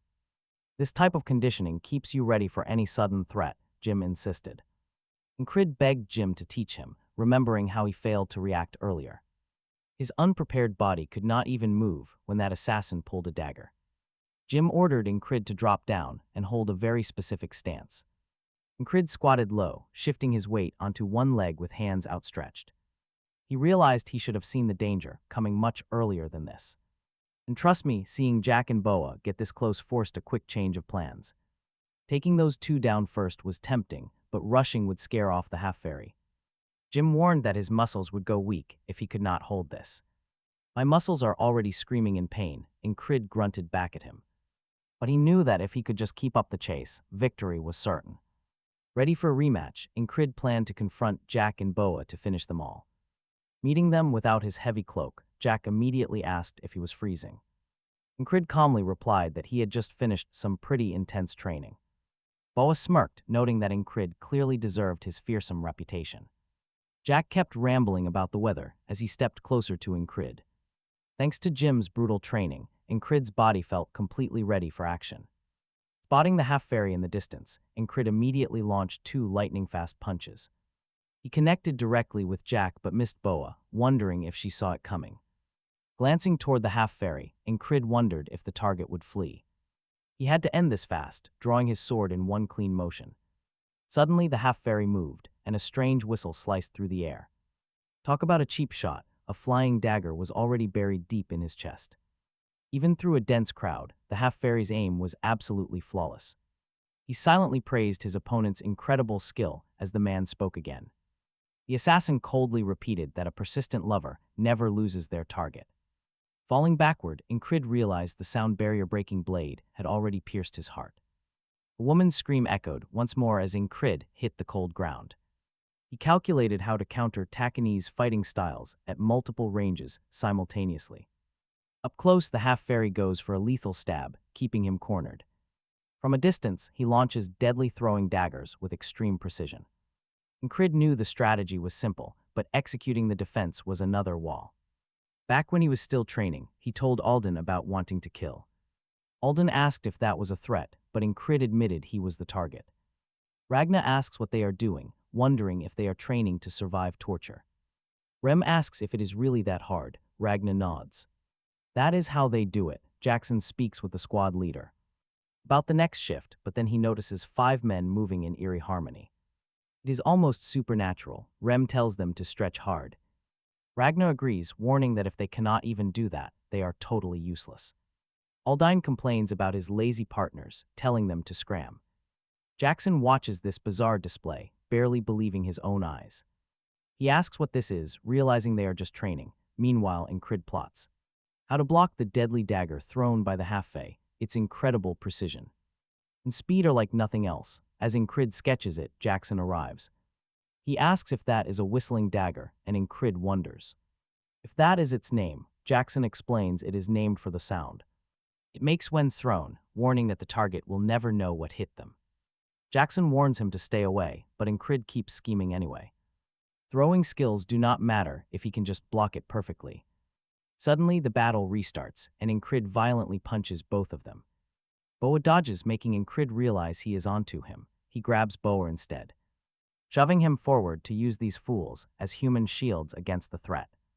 But before he can position his shield, Enkrid hears that high whistle. He is skewered, Boa is struck in the back, and Jack is killed too. Enkrid realizes the half-fae threw 3 blades at once as the killer smiles. He repeats his catchphrase, showing he has no issues killing his own men. If they get in the way, they die. He never saw them as allies. The half-fae approaches Enkrid, calling his desperate efforts admirable. He stares down at Enkrid, who calmly replies that it is actually good. The killer asks if he is joking while literally on the verge of death. Calling him strange, he twists the blade even deeper into his flesh. Enkrid admits he underestimated just how completely insane this situation was. The half-fae cuts him down, declaring that the wall remains standing. In the 5th circle of hell, Caranti notices Enkrid is enjoying this. He commands him to laugh while he can, promising despair at the end. And just like that, Enkrid wakes up in bed, pondering the demon's words. He decides this is not a curse at all, but an absolute blessing. He immediately tracks down Jackson, demanding to know about that whistling weapon. Jackson is confused and asks where he heard of it, but Enkrid deflects. Jackson gives in, explaining that the weapon consists of multiple thin blades. They are compressed into a single edge, which creates that haunting sound. Some even call it the dagger that can only be heard after it hits. Jackson warns that tracking its path with the human eye is almost impossible. Enkrid asks what he would have to do to actually see and dodge it. Jackson flatly tells him he cannot, but Enkrid stubbornly insists he must. When asked why, Enkrid admits he has to, leaving Jackson deeply concerned. He wonders how Enkrid even knows about this rare, hidden weapon anyway. He points out there is no use looking for a blade already thrown. Once it is thrown, you have to watch the thrower's hand because its path is already decided. The instant it leaves the fingers, sure, there are tricks to hide the throw, but it is surprisingly easy to spot if you actually know what to look for. Enkrid asks Jackson if he can ever master this technique, but Jackson tells him flat out that he cannot. Enkrid realizes they are still quietly making fun of him behind his back. Jackson asks him straight up if he wants to learn how to throw daggers. It hit a nerve. Surprised Jackson offered to teach first. Enkrid just stares. He asks why. Jackson shrugs and says Enkrid can refuse if he lacks confidence. No backing down. Enkrid agrees to learn, and soon he returns to the exact same scene, walking beside Jack and Bo while remembering Jackson's words. To throw properly, he must relax his body and focus as the blade leaves his hand. Dodging works the exact same way, he quietly realizes, standing near the spot where he usually beats Jack and Bo. Enkrid suddenly slits Jack's throat. Bo gasps in shock, but Enkrid cuts him down next. Right on cue, the same screaming woman shrieks murderer as the assassin finally shows up. Enkrid reminds himself to watch. He has to carefully track his opponent. He spots the half-elf's hand slipping out from under his dark robe, gripping a deadly dagger. Enkrid prepares to balance relaxation and focus, believing he can survive if he protects his vital organs. He locks his eyes onto the killer's fingertips. But the moment he hears a sound, the blade is already buried deep in his arm. White-hot pain flares through his body before the second strike pierces his heart. It all happens way too fast, lasting barely a single second, yet he actually saw it this time. A tiny flicker moved in that split second, and Enkrid finally caught it. He is absolutely sure. As the assassin steps closer, Enkrid struggles to speak. I know, he whispers. Puzzled, the half-elf asks how he could possibly know. Enkrid just smiles weakly, telling him that a few more tries are all he needs. Looking up at the killer, he promises to see him soon and learn every trick. In the next regression, speed is his only goal. He swiftly stabs Jack before immediately taking Bo down, both of them screaming as they die. This is where he truly locks in, entering a state of absolute razor-sharp focus. He is no longer just dreaming. He notices the dagger in the half-elf's grip. Held with only a single finger, Enkrid believes he can achieve absolutely anything now. When the assassin throws the blade, Enkrid takes the hit on his arm and charges. The assassin spins another weapon on his fingertip, throwing it instantly. Enkrid decides to press the attack from the front, determined to break through. He thinks of dodging to the side, but another dagger flies. Enkrid realizes it was all a clever trick. He gets hit and falls, still studying the movements. The weapon is so incredibly effective that he wishes he had one for himself. In the next life, Enkrid starts practicing with that exact style of dagger, aiming at a target. Jackson spots him and asks what on earth he is doing. Enkrid replies that he is practicing with a whistling dagger, but Jackson notices it is just a cheap imitation. Enkrid simply smiles, spinning the blade on his finger. He promises he will have a real one very soon, but then a piece of his fake weapon snaps, sending the sharp blade flying right past Jackson's ear. A tense silence fills the yard. Enkrid is now on his 8th day of regression, and this time, things are different. He barely dodges the assassin's whistling dagger, refusing to fall for those tricks again. But a sudden strike hits his back. Enkrid realizes another attacker was hiding nearby. By the 9th loop, Enkrid easily eliminates the sniper hiding upstairs. The half-elf distracted him, forcing Enkrid to reset and return in time yet again. On a fresh run, Enkrid clean hits an apple right out of Jackson's hand. Jackson looks on in absolute shock. Enkrid explains that arms guide the blade, but the whole body must throw it. He calmly asks Jackson what he is doing wrong, but the veteran says his form is already perfect. He demands to know where Enkrid learned such a high-level throwing technique. Enkrid cannot reveal the truth, so he lies, claiming he simply copied a fighter he once saw. Jackson stares at him, stunned that anyone could master this style through pure observation. He starts wondering if this rookie is a once-in-a-generation genius, then asks a question. He asks Enkrid if he has ever heard of the legendary blade-throwing style. It was invented by an assassin named Georg, famous for his signature whistling dagger. Georg originally tried to make a silent weapon using a thin-bladed knife. But it was too difficult to control, ultimately creating the whistling dagger instead. Enkrid admits he had no idea there was such a deep history behind the weapon. Jackson is confused, assuming Enkrid chose this specific weapon because of that legacy. When Enkrid asks what he means, Jackson points out his stance is already flawless. On the 10th day, Enkrid meets up with Jack and Bo for their patrol duties. Instead of their usual route, Enkrid announces he is changing the patrol area. Jack complains, warning they will get scolded if they wander off to the market. Enkrid reminds them he holds the higher rank and takes full responsibility. Jack hesitates, but Bo insists they have no choice but to follow along. Enkrid knows the market is the absolute perfect spot for assassins to set up. And let me tell you, he has absolutely no intention of falling into their traps again. When Jack and Bo nervously suggest turning back, Enkrid corners them with a question. He asks Jack what he gained by betraying them, wondering if it was for the krona. Realizing their cover is blown, they draw weapons, but Enkrid puts them down instantly. He scans the area as the real marksman and assassin close in. Seeing their annoyance, Enkrid boldly tells the killers they are late. The assassin responds by hurling 3 whistling daggers directly at Enkrid. Enkrid remains calm, knowing he can react as long as he watches their hands. Another killer sneaks up behind him, but Enkrid plants a dagger right between his eyes. A flawless strike, the half-elf realizes he was distracted while trying to aim. Meanwhile, Enkrid calmly blocks an incoming blade with his armored wrist. He glares at the remaining assassin with terrifying pressure, prompting him to ask who he is. Enkrid tells him he does not need to know, picking up a whistling blade. Twirling the unique weapon, he casually asks the half-elf how many are left.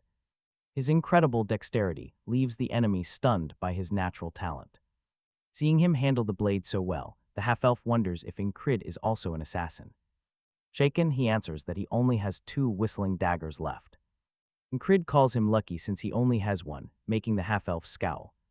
The elf snaps that it is no time for jokes, promising his target is already dead. That is perfect, Enkrid replies, because they are about to find out who dies first.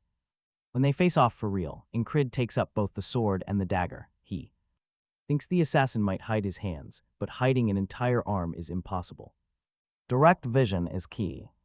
Dodging is the only way to avoid those lethal daggers. Enkrid spins one casually. 2 coming at once. Without even blinking, Enkrid dodges both at the exact same moment. He fires back with a throw, but the assassin slips away. More are coming. It is clear the killer carries far more than just 2 throwing blades. Enkrid hurls another hidden dagger, nearly grazing the target before the rogue ducks. You lied, you bastard, the assassin yells, but Enkrid retorts that he lied too. Drawing his sword, the killer wonders if Enkrid can handle a completely unseen technique. There is an unwritten rule that assassins must rely strictly on long-range strikes. But this move is bizarre. The assassin is closing the distance incredibly fast. Here comes a desperate head-on rush. The killer charges straight at Enkrid. It does not matter. Enkrid simply stays calm and catches the incoming hand. Absolute panic washes over the assassin's face as he realizes his mistake. The fight is over. Enkrid delivers a brutal, decisive sword strike to end it. It took 10 attempts and 10 brutal duels to finally secure this victory.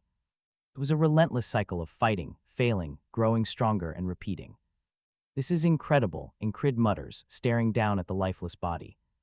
He notices the fallen killer has even more hidden blades and loots them all. Afterward, Enkrid reports to the queen, who asks if he almost died. She notes he scared everyone off. No, Enkrid replies it was nothing. The queen doubts that a battle with so many foes is just luck. Surviving 4 opponents with barely a scratch, Enkrid credits the goddess of luck. The queen stares deeply into his eyes, looking intrigued by his explanation. She orders him back to his post, and Enkrid gladly takes his leave. But the moment he steps away, the king launches a sudden axe strike near his face. Barely dodging the blow, Enkrid wonders if the king has completely lost his mind. The king laughs, warning Enkrid that more deadly assassins are hunting him now. He must stay alert at all times. Suddenly, the king tosses a hot stone. Tossing it to the queen, the king beams happily. Meanwhile, Enkrid needs a haircut. He asks Christ for a trim. Christ demands 10 coppers, but Enkrid counters. Offering 5 coppers instead, they settle on a compromise of 8. Enkrid accepts the deal, and Christ finally begins trimming his shaggy hair. Enkrid playfully begs for another discount, but Christ is not having it. Christ tells him to find a city barber if he wants to complain. Enkrid scoffs, calling those city barbers totally useless. Soon, the snow begins. A sudden freeze sweeps in, and heavy snow starts falling around them. Shivering, the king calls it sheer torture, though Alden considers it a holy test.